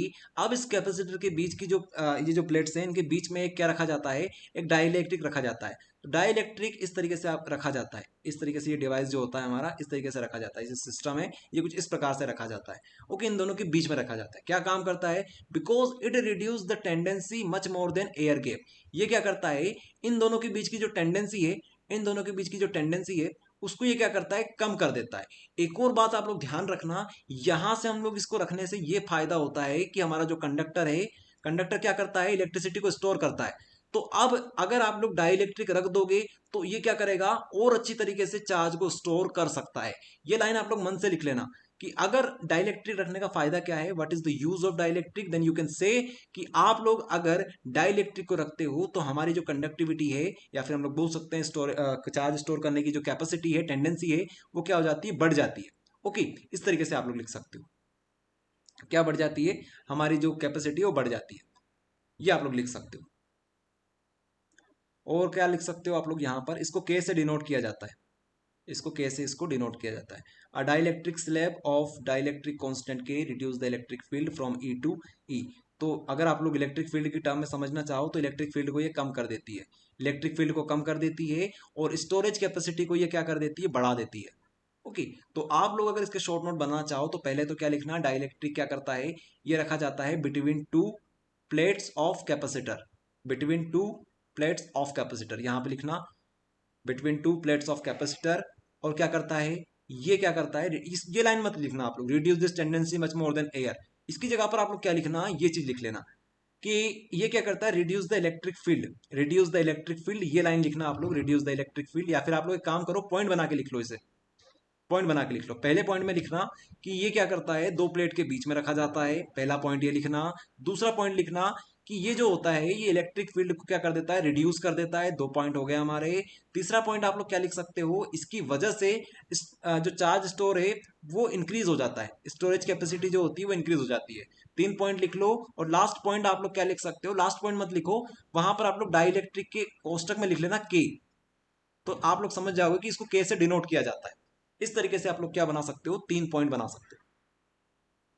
3 पॉइंट में आप लोग अपने इस टॉपिक को फिनिश कर सकते हो। अगर डायग्राम बनाना है छोटा सा तो इस तरीके से बना लो, यहां पर छोटा सा बना रखा है, इनको बोलना प्लेट्स। ये होगी प्लेट, ये होगी प्लेट, और ये आपका क्या हो गया, dielectric slab. Dielectric slab बोल दो या डाइलेक्ट्रिक बोल दो, एक ही बात है। ओके, इस तरीके से आप लोग बता देना। अच्छा, आप लोग ऐसा भी लिख सकते हो, स्टोरेज की जगह पर आप लोग ये लिख सकते हो कि कैपेसिटेंस जो होता है वो इंक्रीज हो जाता है, ये भी सही है। अरे स्टोरेज कैपेसिटी बढ़ गई, इसका मतलब क्या है, कैपेसिटेंस उसका इंक्रीज हो गया। पहले उसकी कैपेसिटेंस मान लो C था, तो अब कितना हो गया, अब हो गया K इंटू सी, के इंटू सी। ये आप लोग भी समझ सकते हो समझने के लिए, लेकिन आपको वो जो 3 पॉइंट बताएं वो लिखना है। आई बात समझ में? चलिए, तो ये रहेगा। बाकी अगर कुछ टॉपिक हमारा मिस हो जाता है, आपने पूरी कोशिश करी चैप्टर को फिनिश करने की, लेकिन फिर भी हमारे पास कुछ टॉपिक्स रह जाते हैं। हमारा टारगेट यही था कि जो जो इंपॉर्टेंट चीज़ें हैं, जो सिंपल चीज़ें हैं, वो आपको क्लियर करवाएं, ताकि आपको कॉन्फिडेंस मिल जाए कि 2 चैप्टर में हमने कुछ ना कुछ तो पढ़ रखा है, इतना पढ़ रखा है कि कुछ ना कुछ तो हम लोग एग्जाम में लिख के आ ही जाएंगे, इतना आपको करवा दिया हमने। ओके, तो ये रहेगा। अगर कोई डाउट हो फटाफट पूछ लो, और नोट्स वगैरह आपको दे देंगे अभी क्लास एंड होने के बाद, और रिकॉर्डिंग जो रहेगी कल सुबह तक आपको मिल जाएगी। और जो क्विज़ रहेगी अभी जो हमने पढ़ा है उसकी क्विज़ आपके लिए बना दी जाएगी, वहाँ से आप लोग प्रैक्टिस करना, तो आपका काम हो जाएगा। तो 2 काम आपको करने रहेंगे, एक बार तो खुद से रिवाइज कर लेना, और क्विज़ देने से पहले आप लोग रिविज़न करना, इन चीज़ों का रिविज़न करना, उसके बाद नोट्स को अलग रख देना, उसके बाद क्विज़ देने की कोशिश करना। क्विज़ आज अपलोड नहीं होगी, क्विज़ कल होगी, ठीक है। और क्या बात आपको बतानी है, नोट्स के बारे में बता दिया हमने, ठीक है। तो ये रहेगा। आप कोई डाउट हो तो आप लोग फटाफट पूछिए।